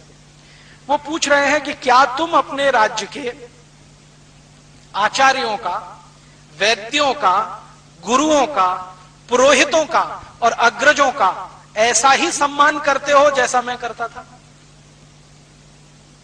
पहला ही प्रश्न है, क्या तुम अपने राज्य के आचार्यों का, गुरुओं का, अग्रजों का, पुरोहितों का वैसा ही सम्मान करते हो जैसे मैं करता था? तो भरत कहते हैं हाँ, मेरी कोशिश तो यही है कि मैं मेरे सभी अग्रजों का सम्मान करूं, मेरी कोशिश तो यही है मैं मेरे सभी गुरुओं का सम्मान करूं, मैं मेरी कोशिश ये करता हूं आचार्यों का सम्मान करूं, लेकिन पुरोहितों के बारे में थोड़ी मुझे मन में आशंका रहती है। राम पूछते क्यों, इसमें आशंका क्या है? तो वो कह रहे हैं कि पुरोहित तो कर्मकांडी कराते हैं ना। तो राम कहते हैं तो तुमने क्या मान लिया, वो गुरुओं के नीचे है क्या, आचार्यों से कम है क्या? तो कह रहे हैं कि मेरे मन में कभी कभी ऐसा प्रश्न आता है कि पुरोहितों को इतना ही सम्मान क्यों देना, जितना आचार्यों को, जितना गुरुओं को, जितना उसको। क्योंकि हम मानते हैं कि भगवान तो घट घट में है, ईश्वर तो हर कण में व्याप्त है, पुरोहित हमको कर्म कांड की तरफ लेके जाते हैं, तरीके बताते हैं पूजा के, जबकि ईश्वर तो कण कण में है, घट घट में है, भावना से ईश्वर है। पुरोहिताई में क्या है? अब राम जी का उत्तर सुनिए। वो कहते हैं देखो भरत, ये पुरोहित तुम्हारे राज्य की अर्थव्यवस्था की रीढ़ की हड्डी है। जरा समझो इस बात को, रीढ़ की हड्डी है, माने पूरी अर्थव्यवस्था इन पुरोहितों के दम से चलती है। भरत कहते हैं समझ में नहीं आ रहा। तब राम कह रहे हैं धर्मस्य मूलम अर्थम, अर्थस्य मूलम कामम। और इसी बात को राम जी के जाने के कुछ लाख साल के बाद चाणक्य बोलकर गए। धर्मस्य मूलम अर्थम, अर्थस्य मूलम कामम। पहले मुझे ऐसा लगता था, जब तक मैंने कंब रामायण नहीं पढ़ी और ये रघुवंशम नहीं पढ़ा, तो मैं मानता था कि धर्मस्य मूलम अर्थम, अर्थस्य मूलम कामम, इसके मूल प्रणेता चाणक्य हैं, जो बड़े अर्थशास्त्री रहे इस देश में। लेकिन अब पता चला है कि चाणक्य से लाखों साल पहले रामचंद्र जी ये कह रहे हैं भरत को, धर्मस्य मूलम अर्थम। वो कहते हैं कि देखो, धर्म के मूल में अर्थ है। अगर तुम्हारी अर्थव्यवस्था मजबूत है तो धर्म मजबूत होगा, और अर्थव्यवस्था को मजबूत करने में पुरोहितों का सबसे बड़ा योगदान है। तो फिर भी भरत को समझ में नहीं आ रहा है। तो रामचंद्र जी और उदाहरण देके कहते हैं कि देखो पुरोहित क्या करता है।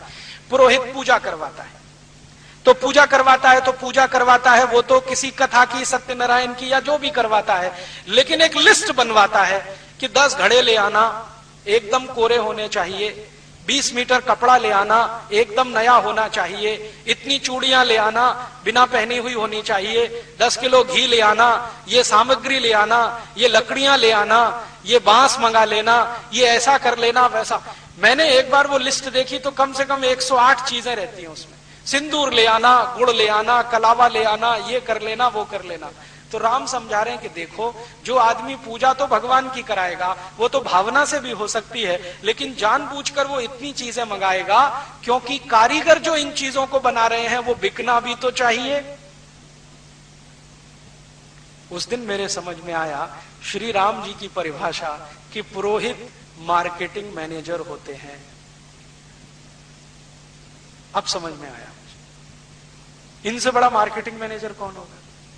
अब देखो, वो कह रहे हैं घड़े ले आना, कोरे लाना, तो कुम्हार का काम बढ़ा कि नहीं, घड़े बिके उसके। फिर घड़े पे ढकने के लिए ढक्कन और ले आना, तो कुम्हार का काम और बढ़ा, बिक्री हुई। फिर कहते हैं सकोरे ले आना, कुल्लड़ ले आना, तो उसमें प्रसाद रखेंगे, तो ऐसे करेंगे तो मिट्टी में पवित्रता होती है। पवित्रता तो सभी चीजों में होती है, लेकिन मिट्टी के ये नए नए बर्तन अगर कोई पूजा में लाएगा और ऐसी रोज सैकड़ों पूजाएं होती जाएंगी, तो कुम्हारों का काम जिंदगी भर चलता रहेगा। तो कारीगरों को जिंदा रखना है तो वो पुरोहित ही है। वो नए नए कपड़े मंगाते हैं तो जुलाहों का काम चलेगा, बुनकरों का काम चलेगा, धुनकरों का काम चलेगा। वो नए नए कुछ मान लीजिए बांस मंगवा लीजिए तो बांस के कारीगरों का काम चलेगा। यज्ञ कराना है तो घी डलवा रहे हैं तो घी बनाने वाले बाल गोपालों का काम चलेगा, ग्वालों का काम चलेगा, उनकी गाय की संख्या बढ़ेगी क्योंकि घी बिकेगा। और घी को जला के फूंक देना है ताकि नया घी हमेशा बनता रहेगा। ये तो बहुत दूर की कोई बात है। तो राम जब इसको बहुत विस्तार से समझाते हैं तब भरत कहते हैं क्षमा करना भाई, मुझे ये समझ में नहीं आता था, अब पता चल गया है कि पुरोहित राज्य व्यवस्था के अर्थ को संभालते हैं, इसलिए वो भी आचार्य और गुरु के समकक्ष है। तो राम कहते हैं कि देखो, कभी कभी ऐसा हो जाए कि गुरुओं का सम्मान कुछ कम हो, आचार्यों का कम हो या किसी का, लेकिन पुरोहितों का कम नहीं होने देना कभी। क्योंकि ये है तो राज्य की अर्थव्यवस्था है, अर्थव्यवस्था मजबूत है तो धर्म टिकाओगे, धर्म टिकेगा तो राज्य आगे बढ़ेगा। हमारी आंखें खोलने वाला है ये कॉन्सेप्ट। आज तक हमारे देश में पुरोहितों को गाली देने का काम हमारे आधुनिक पढ़े लिखे लोगों ने बहुत किया है कि ये पोंगापंथी हैं, ढपोर शंखी हैं, ऐसे शंख बजा देते हैं, वैसे घंटा बजा देते हैं। ये हमको इतना ही दिखाई देता है, इसके आगे का कुछ दिखाई नहीं देता कि वो कितनी बड़ी इकोनॉमी चला देते हैं। और राम आगे का प्रश्न पूछ रहे हैं कि जिन पुरोहितों का तुम सम्मान करो, ध्यान ये रखना कि वो पैसे के लिए कुछ ना करते हो। माने राइडर लगा दिया उन्होंने। एक पुरोहित ऐसे हैं जो पैसा लेके पूजा कराते हैं। राम कह रहे हैं अगर ऐसे पुरोहित हैं तो उनका सम्मान करने की जरूरत नहीं है, क्योंकि जो ज्यादा पैसा देगा उसी का माल बिकवाएंगे फिर तो। इसलिए पुरोहित उन्हीं का सम्मान करना है जो पैसा खुद न लेते हो और कारीगरों का माल बिकवाने में मदद करते हो। तो बिना पैसे लिए जो पूजा कराए वो पुरोहित है, पैसे लेकर जो कराए राम उसको अच्छा नहीं मानते। तो अगला ही प्रश्न वो कहते हैं कि क्या तुम्हारे राज्य के पुरोहित पैसा लेके पूजा कराते हैं? अगर कराते हैं तो उनको किनारे रखो। तो भरत कह रहे हैं कि हाँ, मैं अभी लौटकर ऐसी ही व्यवस्था करूंगा कि वो बिना पैसे की पूजा कराएं। तो राम कहते हैं कि पुरोहित को तो, अब वो पुरोहित के लिए कह रहे हैं, पुरोहित को तो जिस घर में पूजा करानी है वहां का पानी भी ग्रहण नहीं करना चाहिए, क्योंकि जो बड़ा काम वो करने जा रहा है अगर उस घर का पानी ही पीने लगे, खाना ही खाने लगे तो लालच भाव आएगा और वो अपनी पुरोहिताई से च्युत हो जाएगा। अब जरा इसको समझें थोड़े विस्तार में कि पुरोहित अगर पूजा करवाने वाले के घर खाना ना खाए, पानी ना पिए, अंग्रेजों ने इसी को प्रचार किया कि ये छुआछूत मचाते हैं, पानी भी नहीं पीते उसके घर का। मूर्ख अंग्रेजों को पता नहीं था कि वो श्री राम की कही हुई बात का पालन करते हैं। जिसके घर पूजा करानी है उसके घर पानी भी नहीं पीना, पानी कहीं और जाके पीना। अंग्रेजों ने इसको छुआछूत से जोड़ दिया और हिंदुस्तान के कुछ मूर्ख इतिहासकारों ने उस पर पुस्तकों की पुस्तकें लिख डाली कि ये तो छुआछूत मचाते हैं, ये तो गरीबों के घर का पानी नहीं पीते, ये तो नीची जाति और ऊंची जाति करते रहते। वो नीची ऊंची जाति का प्रश्न नहीं था।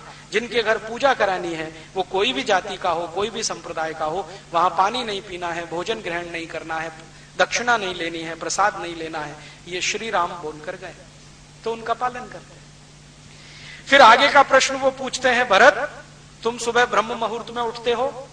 कहते हैं हाँ उठता हूं। फिर वही काम करते हो जो मैं करता था? प्रजा के बीच में जाते हो, वहां जाके उनका दुख दर्द सुनते हो, उनका हालचाल लेके आते हो, लौट कर आकर अपने मंत्रिमंडल की मीटिंग बुला के उसमें बहस करते हो कि नहीं करते हो? तो भरत कहते हैं कि हाँ मैं नियमित रूप से करता हूं, लेकिन कोई कोई दिन प्रमाद आ जाता है और मैं सुबह नहीं उठ पाता हूं, क्योंकि मेरे पुराने कुछ संस्कार हैं जो नाना के यहां से आए हैं, तो उनके चलते कभी कभी होता है। तो राम कहते हैं कि ऐसे राजा को प्रमाद करना ठीक नहीं है। अब तुम राजा हो, सुबह ब्रह्म मुहूर्त में उठना और बिना किसी कॉमा फुल स्टॉप के अवरोध के राजा को प्रजा के बीच में जाना, दुख दर्द सुनना। तो वो कहते हैं कि तब तुम राम राज्य के अधिकारी हो। तो राम राज्य की परिभाषा है कि राजा हमेशा प्रजा के बीच में सुबह सुबह जाए। भारत का कौन सा प्रधानमंत्री जाता है कोई जो रोज प्रजा के बीच में जाए और उनका दुख दर्द सुन के आए? गलती से कभी हेलीकॉप्टर में बैठ के आ जाता है बाढ़ राहत का काम देखने के लिए, जो दिखाई नहीं देगा इतनी ऊंचाई से। हाँ, अभी मैंने सुना कि राजस्थान में 100 साल का रिकॉर्ड टूटा है बाढ़ का। तो यहाँ के जो राजा है ना, मुख्यमंत्री कहना चाहिए राजा, वो हेलीकॉप्टर में बैठ के ऐसे ऐसे स्थानों पर गए जहां बाढ़ ही नहीं आई थी। तो पत्रकार को पूछा गया, भाई तुम भी तो बैठे थे मुख्यमंत्री के साथ? तो उसने कहा बैठा तो था, तो तुमने क्यों नहीं बताया? तो उन्होंने कहा जो बताने के लिए कहा गया उतना ही बताया। तो क्यों गए थे ऐसे इलाके में? तो मजा करने के लिए गए, बाढ़ राहत तो दूर है। तो हमारे मंत्री महोदय, मुख्यमंत्री महोदय, प्रधानमंत्री महोदय, राज्यपाल महोदय प्रजा के बीच में तो नहीं जाते, उड़न खटोले पे बैठे रहते हैं, कहीं घूम टहल के चक्कर लगा के आ जाते हैं। बाढ़ राहत का काम होता रहता है, साल भर ऐसे ही चलता रहता है। राम कहते हैं कि राजा को हमेशा प्रजा के बीच में सुबह ब्रह्म मुहूर्त में उठ के जाना चाहिए। कौन प्रधानमंत्री ब्रह्म मुहूर्त में उठता है हिंदुस्तान का? पता नहीं कितने प्रधानमंत्री हैं जो रात भर दारू पीते हैं, सवेरे उठने का तो प्रश्न ही नहीं है। ब्रह्म मुहूर्त में कैसे जाएंगे लोगों के बीच में? कितने मुख्यमंत्री हैं जो दारू में ही डूबे रहते हैं। फिर वो आगे का प्रश्न पूछ रहे हैं कि तुम्हारे जो एडवाइजर हैं उनमें से किस पर भरोसा करते हो, जो पैसे लेकर काम करते हैं या जो अवैतनिक सेवाएं देते हैं? एडवाइजर दो तरह के, एक तो ऐसे जिनको आप पगार देते हैं राजा की तरफ से, एक ऐसे जो बिना पगार के। तो भरत कहते हैं कि मैं तो ज्यादा भरोसा उन पर करता हूं जो बिना पगार के होते हैं। तो उनका वही सही सलाह देंगे, जो तुमसे धन लेंगे, संपत्ति लेंगे, वो तुम्हारा मूड देखेंगे, तुम क्या चाहते हो वही बोलेंगे। तो आजकल तो हमारे देश में कोई प्रधानमंत्री अवैतनिक सलाहकार रखता नहीं है, सब वैतनिक सलाहकार हैं। मंत्रियों की सुविधाएं सभी सलाहकारों को हैं, तो प्रधानमंत्री को वो ऐसी ही सलाह देते हैं जो प्रधानमंत्री चाहते हैं, वैसे ही देश चलता रहता है। फिर राम जी आगे कह रहे हैं कि जब तुम मंत्रिमंडल की बैठक करते हो तो कोई मंत्री ऐसा तो नहीं कि जो अंदर की बातें बाहर जाके बोलता हो। तो भरत कह रहे हैं कि नहीं, मेरे राज्य में मंत्रिमंडल में तो कोई ऐसा नहीं है। तो राम कहते हैं ध्यान रखना, अगर मंत्रिमंडल की अंदर की बातें बाहर गई तो राज्य तुम्हारा टिकेगा नहीं। आज जरा देख लो, हमारे हिंदुस्तान में कैबिनेट की मीटिंग चल रही होती है, अंदर से कोई आ जाता है और न्यूज़पेपर वालों को बाइट देके चला जाता है कि अंदर ये हो रहा है। फटाक से खबर अगले दिन हेडलाइंस में आ जाती है। फिर सब एक दूसरे पे आरोप लगाते हैं, खबर कहां से लीक हुई हमें नहीं मालूम जी। अभी वो देखा नटवर सिंह का केस, वो पाठक कमेटी की रिपोर्ट लीक हो गई, प्रधानमंत्री कहते हैं मैंने नहीं की, मंत्रिमंडल के लोग कहते हैं मैंने नहीं की, फिर हो कैसे गई लीक? तो राम कहते हैं कि अंदर के कोई फैसले बाहर लीक अगर होते हैं तो ऐसे मंत्रियों को रखना नहीं, तुरंत निकाल के बाहर करना। फिर आगे वो पूछते हैं कि तुम जब भी कोई योजना बनाते हो तो धन की व्यवस्था कैसे करते हो? क्या प्रजा के ऊपर नए टैक्स लगाते हो, नए कर लगाते हो, या अपने राज्य का फालतू खर्च कम करके उससे योजना बनाते हो? तो भरत कह रहे हैं कि मैं कोशिश करता हूं कि मेरे राज्य के फालतू खर्चे कम करूं और उसी से प्रजा के भलाई के काम करूं। नए टैक्स लगाने में मुझे विश्वास नहीं है, क्योंकि आप मानते हो कि ज्यादा टैक्स अच्छे नहीं है। तो राम कहते हैं टैक्स उतना ही की सरकार 12-13 टैक्स लेती थी, आजादी के 60 साल में अब 63 टैक्स हो चुके हैं, और फिर भी वित्त मंत्री का पेट नहीं भरता। हर समय कहते हैं और टैक्स लाओ और टैक्स लाओ। हर दिन उनका स्टेटमेंट रहता है ज्यादा से ज्यादा लोगों को इनकम टैक्स के नेट में फंसाओ, ज्यादा से ज्यादा लोग। 7,50,000 करोड़ रुपए हम हर साल टैक्स में भरते हैं, फिर भी सरकार का पेट नहीं भरता। राम जी कहते हैं कि फालतू खर्चे कम करो, उससे प्रजा का विकास करो। आज की सरकार के 90% खर्चे फालतू खर्चे हैं, ये सरकार खुद कहती है। हमारी सरकार ने एक शब्द विकसित किया है, non planned expenditure, unplanned expenditure. ये सब फालतू खर्चे हैं। फालतू खर्चे माने प्रधानमंत्री की पगार, प्रधानमंत्री का वेतन, प्रधानमंत्री के मंत्रिमंडल का वेतन, राष्ट्रपति का, मुख्यमंत्रियों का, राज्यपालों का, सरकारी अधिकारियों का, कर्मचारियों का, जिससे विकास का कोई काम नहीं होता। यह है अनप्लान्ड एक्सपेंडिचर। हमारी सरकार के कुल खर्चे का 90% यही खर्चा है, मात्र 10% प्लान्ड एक्सपेंडिचर है। राम जी इसको उल्टा कह रहे हैं। वो भरत को कह रहे हैं कि 10% खर्चा तो तुम्हारा अपना होना चाहिए सरकार का, 90% प्रजा के ऊपर खर्च होना चाहिए। अब श्री राम जी की कल्पना में मैं बजट बना रहा हूं, राम राज्य का बजट, और अगले साल आपको उस पर बात करूंगा कैसा बजट होना चाहिए, जिसमें 10% खर्चा फालतू का हो, सरकार पर हो, 90% खर्चा विकास का हो। तो बजट कैसा होना चाहिए? और वो कह रहे हैं तो बजट तो होता ही होगा, ऐसा तो नहीं है कि उनके राज्य में बजट नहीं होता होगा। तब समझ में आएगा कि राम राज्य का बजट कैसा होता है। फिर वो कहते हैं कि तुम्हारी जो सुरक्षा व्यवस्था का खर्च है वो तुम्हारे कुल खर्चे से 15% के ज्यादा नहीं होना चाहिए, अधिक से अधिक जब इमरजेंसी हो, और कम से कम 5% रहना चाहिए। फिर वो आगे कह रहे हैं कि तुम तुम्हारे राज्य के अधिकारी और मंत्रियों में क्वालिटी देखते हो या चापलूसी, गुण देखते हो या उनकी चापलूसी? वो तुम्हारे आगे पीछे हाँ जी हाँ जी हाँ जी हाँ जी करते घूमते रहे, ऐसे लोगों को मंत्री बनाते हो, या जो तुम्हारी गलत को गलत कहें, सही को सही कहें और तुम्हें सही राय दे, ऐसे लोगों को मंत्री बनाते हो? तो भरत कहते हैं हाँ, मैं कोशिश तो करता हूं बिना चापलूसी करने वालों को ही मंत्री बनाऊं। फिर वो आगे पूछ रहे हैं तुम्हारे राज्य में भ्रष्टाचार कितना है? तो भरत कह रहे हैं मेरे राज्य का कुल खर्चा उसका मुश्किल से 1% या उससे कम भ्रष्टाचार है, तो राम कहते हैं ये 3% के ऊपर नहीं जाना चाहिए कभी भी। अगर गया तो राज्य व्यवस्था पूरी बदलनी पड़ेगी। करप्शन है लेकिन 3% के ऊपर नहीं, कंट्रोल रहना चाहिए।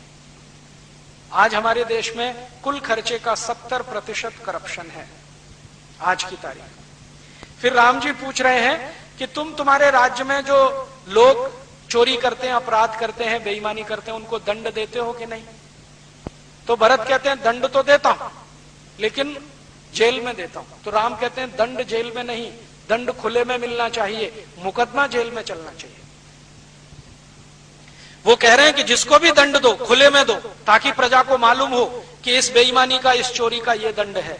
दंड खुले में दो, मुकदमा जेल में चलाओ। अभी यहां क्या होता है? दंड जेल में होता है, मुकदमा खुले में चलता है। माने राम राज्य का बिल्कुल उल्टा है, रावण राज्य का हिसाब है। फिर राम पूछ रहे हैं कि तुम प्रजा से सुझाव मांगते हो अपने बारे में, अपने राज्य की नीतियों के बारे में, प्रजा क्या कहती है? तो वो कहते हैं हाँ, नियमित रूप से सुझाव लेता हूं। तो राम कहते हैं ठीक है। फिर वो पूछ रहे हैं कि तुम्हारे मंत्रियों का ज्यादा समय प्रमाद में, मनोरंजन में और मौज मजे में तो नहीं बीतता? तो राम को भरत कह रहे नहीं बीतता, मेरे सब मंत्री मेहनत से काम करते हैं, कोई मनोरंजन नहीं करता, कोई मौज मजा नहीं लेता। तो उन्होंने कहा ये आपके लिए नहीं है मजा और मनोरंजन, प्रजा के लिए है, राजा को नहीं करना। फिर वो आज हमारे यहाँ क्या होता है, प्रधानमंत्री महीने महीने भर की छुट्टी पे चले गए साहब, यूरोप के प्रवास पे, राष्ट्रपति चले गए, मुख्यमंत्री चले गए, राज्यपाल चले गए। राम जी बोलकर गए कि राजा नहीं कर सकता ये काम, प्रजा करे तो ठीक है, राजा तो कर ही नहीं सकता, सोच भी नहीं सकता।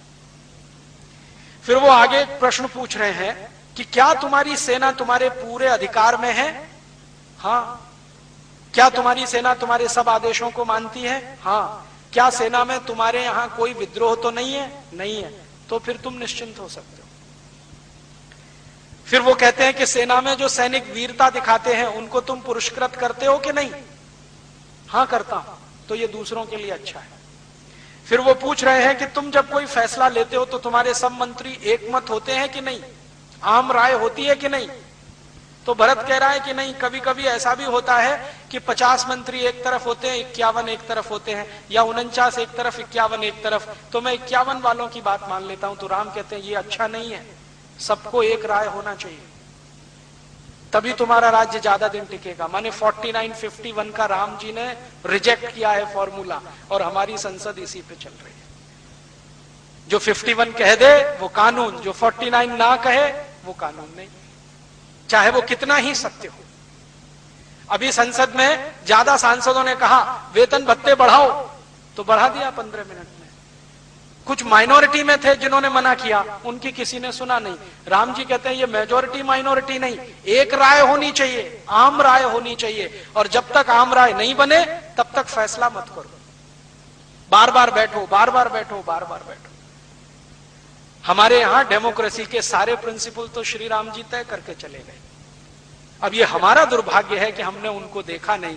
रघुवंशम में पूरे सारे प्रिंसिपल हैं। हमारी सरकार ने अंग्रेजों की नकल करके पार्लियामेंट्री डेमोक्रेसी लाया। जो श्री राम जी के राम राज्य की डेमोक्रेसी ले आई होती तो सभी शहीदों की आत्मा को श्रद्धांजलि हो गई होती। फिर ऐसे ऐसे उन्होंने बहुत अच्छे प्रश्न किए, और ये सारे प्रश्न इतने अद्भुत हैं कि एक एक प्रश्न पर मैं आपसे आधा घंटे, 1 घंटे बात कर सकता हूं अगर विस्तार से। लेकिन मैं आपके सिर्फ ध्यान में लाना चाहता हूं कि श्री राम के राज्य की व्यवस्था कैसी है, राम राज्य कैसा है। और राम राज्य कोई कपोल कल्पना नहीं है, ठोस धरातल पर खड़ी हुई एक अवधारणा है जिसमें गणतंत्र है, प्रजातंत्र है। और राम जी ये सब प्रश्नों का उत्तर जब ले लेते हैं भरत से, फिर कहते हैं कि अगर तुम ये सब कर ही रहे हो तो राम राज्य ही चला रहे हो, इसलिए मेरे आने की जरूरत नहीं है, तुम जाओ। मेरी जरूरत तब पड़ेगी जब तुम रास्ते से भटक जाओ। तब वो कहते हैं कि कम से कम आपकी खड़ाऊं तो दे दो, वो ही ले जाता हूं। तो ठीक है, ले जाओ, लेकिन विचार ये है इसके हिसाब से राज्य चलाओ, इससे अलग मत जाओ। तो गांधी जी बार बार जो राम राज्य की कल्पना कर रहे हैं वो यही कल्पना है। और मैंने कोशिश किया है कि ये राम राज्य की कल्पना जो छुपी पड़ी, क्योंकि इस पर बात नहीं हुई है, चर्चा नहीं हुई है, मैंने तो जितने रामकथा कहने और कहलवाने वाले लोग हैं सबसे बात की, किसी ने मुझे संतुष्ट नहीं किया, हर जगह निराशा मिली। वो राम के दूसरे दूसरे रूपों की बहुत चर्चा करते हैं। राम बड़े कोमल हैं, राम बड़े दयालु हैं, उनकी आंखें बहुत सुंदर हैं, उनके हाथ बहुत सुंदर हैं और अजान बाहु हैं, और इन वर्णों में वो घंटों घंटों निकाल सकते हैं, आपको रुला सकते हैं, हाँ आपके साथ वो भी रो सकते हैं, लेकिन राम की जिंदगी का जो असली कर्म है उस पे बात ही नहीं करते, बात ही नहीं करते। कई राम कथा सुनाने वालों के यहां मैं चुपचाप जाके बैठा हूं कि अब कहेंगे, अब कहेंगे, अब कहेंगे, अब कहेंगे, लेकिन बात ही नहीं आती। भरत राम संवाद की भी बात आती है तो राम ने गले से लगा लिया, भाव विहल हो गए, आंसू बहने लगे, भरत के भी आंसू बहने लगे, लेकिन ये जो मूल बात कर रहे हैं ये सब गोल कर जाते हैं। शायद उनके मन में इसको कहने की नैतिकता नहीं हो या हिम्मत नहीं हो, क्योंकि आदमी दूसरे को कहता है उससे ज्यादा अपने को कहता है। जब मैं बोलता हूं तो मुझे लगता है कि मैं दूसरों से नहीं अपने से बात कर रहा हूं, क्योंकि कोई भी बोलने से पहले अपने से मुखातिब होता है, अपने से बोलता है। शायद वो नहीं बोल पाते हो, और मैं पूरी विनम्रता से कहता हूं कि आज हिंदुस्तान में जो राम कथा हो रही है वो राम की कथा नहीं है, वो व्यापार की कथा है। उसमें कोई आपसे आएगा, बाकायदा डील करेगा कि भैया मुझको इतने लाख चाहिए, आप दे सकते हो तो आप कराओ, नहीं दे सकते तो मैं दूसरे से बात करता हूं। ये सुविधाएं चाहिए, ये सुख चाहिए, इतना पैसा चाहिए, इतना चढ़ावा आना चाहिए, उसके बाद ऐसा होना चाहिए, वैसा होना चाहिए, एसी मंच होना चाहिए। फिर रामचंद्र जी के वन गमन की कहानी एसी मंच से सुनाएंगे। दुखों का पहाड़ टूट पड़ा राम पर, हम एसी मंच पे बैठ के सुनाएंगे कि रामचंद्र जी को ये दुख है, रामचंद्र जी को वो दुख है। तो मुझे लगता है कि हम राम राज्य की तरफ तो बढ़ नहीं पा रहे हैं। राम की कथा का व्यवसाय तो जरूर इस देश में चल पड़ा है, धंधा भी चल पड़ा है। मेरी ऐसी मान्यता है कि इस देश को इस राम कथा के व्यवसाय से निकाला जाए और इसको राम के राज्य की तरफ ले जाने वाला कोई प्रेरणा पुंज बनाया जाए। मेरा ऐसा मानना है कि 60 साल से राम कथा सुनने और सुनाने के बाद भी अगर हम में राम जी का चरित्र नहीं प्रवेश करता है तो इसको सुनने सुनाने से कोई फायदा नहीं है। और मेरा यह मानना है कि अगर राम कथा सुनाने से इस देश में राम राज्य की तरफ बढ़ने का कोई एक कदम उठता है तो इसमें बहुत सार्थकता है। तो मैं राम जी की कथा को इस दृष्टि से देखता हूं कि भारत की आज की समस्याओं का समाधान करे ये, और इस देश में राम राज्य की स्थापना करे, तो जाकर इसकी सार्थकता सिद्ध हो। और शायद राम भी यही चाहते थे। अगर वो व्यवसाय और व्यापार वाले व्यक्ति होते तो ये प्रश्न नहीं पूछते कि तुम ऐसे पुरोहितों को सम्मान नहीं करना जो पैसे के लिए काम करते, उनको बाहर करना। ऐसे ही पुरोहितों का सम्मान करना जो किसी के घर का पानी भी ना पिए, निस्वार्थ भाव से काम करें। राम आदर्श बने हैं, मर्यादा पुरुषोत्तम बने हैं तब जब उन्होंने महल छोड़ा है, सुख छोड़े हैं और अपनी सुविधाएं छोड़ी हैं, साधारण व्यक्ति के कष्टों को रहकर, जीकर अनुभव किया है, और उनके बीच में से ऐसे ऐसे लोगों को तपस्वी बनाकर खड़ा किया है जिन्होंने चक्रवर्तित्व पद संभाला है, तब वो मर्यादा पुरुषोत्तम बने। जब तक उनका महलों का जीवन है कोई उनको मर्यादा पुरुषोत्तम नहीं कहता। महल छोड़कर वन में चले गए हैं और आदर्श की स्थापना करने में लगे हुए हैं, तब वो मर्यादा पुरुषोत्तम बने हैं। तो हम मर्यादा पुरुषोत्तम राम की बात करें, उनके राम राज्य की बात करें और कुछ कोशिश करें, कम से कम सपना तो देखें कि इस देश में राम राज्य लाना है जो हमारे शहीदों का अधूरा है। गांधी जी तो कहते थे कि आजादी के बाद कुछ करना है तो राम राज्य ही लाना है। तो मैं मानता हूं कि हम सब मिलकर अगर इस राम राज्य को लाने में थोड़ा भी लग जाएं तो कोई मुश्किल नहीं है कि अगले 3, 4, 5 वर्षों में ये राम राज्य नहीं आ जाएगा। और इस देश के हर नेता से, प्रधानमंत्री से, मुख्यमंत्री से, राज्यपाल से एक ही प्रश्न पूछे, तुम राम राज्य के लिए कर क्या रहे हो? राम जी कहते हैं कि 10% खर्चा फालतू, 90% विकास का तुम कर रहे हो। नहीं कर रहे हो तो छोड़ दो कुर्सी, हम किसी ऐसे को लाएंगे जो राम राज्य स्थापित करने में मदद करेंगे। तो मैं मानता हूं कि इसको एक अभियान के रूप में चलाना है। हम लोग कोशिश कर रहे हैं एक स्वदेशी अभियान इस देश में चलाने की, लेकिन एक अभियान ऐसा भी चले जो राम राज्य की स्थापना इस देश में कराए। ऐसी भावना के साथ आपको सबको धन्यवाद देता हूं। राम जी की आखिरी बात कहते हुए खत्म करता हूं, जो कभी भूलिए मत। जब विभीषण को राम जी राजा बना रहे हैं और सोने की लंका विभीषण को सौंप कर जा रहे हैं, तो विभीषण उनको कहते हैं कि आप यहीं रह सकते हैं, मैं आपके नीचे काम कर सकता हूं, कोई मुझे तकलीफ नहीं है, आप सम्राट रहें, राजा रहें, मैं आपके नीचे रहूं। तब राम जी कहते हैं जननी जन्मभूमश्च स्वर्गादपि गरीयसी, कि मेरी जो मातृभूमि है वो स्वर्ग से भी महान है, इसलिए मुझे लौटना तो मातृभूमि में है। तुम्हारी ये सोने की लंका तुमको मुबारक है, मेरे लिए तो ये मिट्टी के समान है, मेरी तो मातृभूमि स्वर्ग से भी महान है। ये बात हम कभी ना भूलें। श्री राम जी की ये बात हमारे हृदय में रहे कि हमारी मातृभूमि स्वर्ग से भी महान है। अमेरिका, यूरोप, चाहे जितनी बड़ी सोने की लंकाएं हों, वो हमारे लिए मिट्टी की धूल के बराबर हैं। अगर ये बात हमको समझ में आ जाए श्री राम जी की, तो हिंदुस्तान से गए हुए 2 करोड़ एनआरआईज एक क्षण में अमेरिका, यूरोप छोड़ देंगे और उनकी बुद्धि और पैसे का सारा उपयोग इस देश के विकास के लिए हो जाएगा और ये देश सच में सोने की चिड़िया बन जाएगा। ऐसी भावना के साथ आप सबको प्रणाम करता हूं और श्री राम आपको ऐसी प्रेरणा दें कि हम सब मिलकर उनके राज्य की स्थापना करने में लग जाएं। भावना के साथ आप सबका आभार, बहुत धन्यवाद। कल शाम को इसी स्थान पर 7 बजे मैं एक व्याख्यान और देने वाला हूं, भारत और यूरोप, भारत की सभ्यता, यूरोप की सभ्यता, भारत की संस्कृति, यूरोप की संस्कृति, दोनों में क्या अंतर है, दोनों की भिन्नताएं क्या हैं। हम उनकी नकल नहीं कर सकते, वो हमारी नकल नहीं कर सकते, करेंगे तो दोनों डूब जाएंगे। इसलिए हर देश की सभ्यता और संस्कृति विशिष्ट होती है। तो भारत की संस्कृति की क्या विशेषताएं हैं, सभ्यता की क्या महानताएं हैं, यूरोप की क्या विशेषताएं हैं, दोनों ठीक से समझें, फिर कौन सा हमारे लिए अनुकरणीय है उस रास्ते पर चले। क्योंकि आज पढ़े लिखे लोगों ने अंधभक्ति दिखाना शुरू किया है अमेरिका और यूरोप का, बिना सोचे सोचे उनकी सभ्यता के गुण गाना शुरू किया है। मुझे लगता है कि एक बार हम उनको ठीक से समझ लें और समझ बन गई तो क्या छोड़ना है क्या रखना है वो हम तय कर पाएंगे। कल शाम को 7 बजे यही व्याख्यान होगा, इसी स्थान पर होगा। आप आएं और अपने साथ अपने इष्ट मित्रों को भी लाएं, ऐसी भावना है। हम लोग सारे देश में ये अभियान चलाते हैं। इस अभियान के लिए बहुत सारा साहित्य हमने प्रकाशित किया है, बाहर एक स्टॉल पर लगा हुआ है, आप लेंगे तो हमें खुशी होगी, क्योंकि वो साहित्य की बिक्री से जो पैसा आता है उसी से ये सारे काम में हम लगे रहते हैं। धन्यवाद।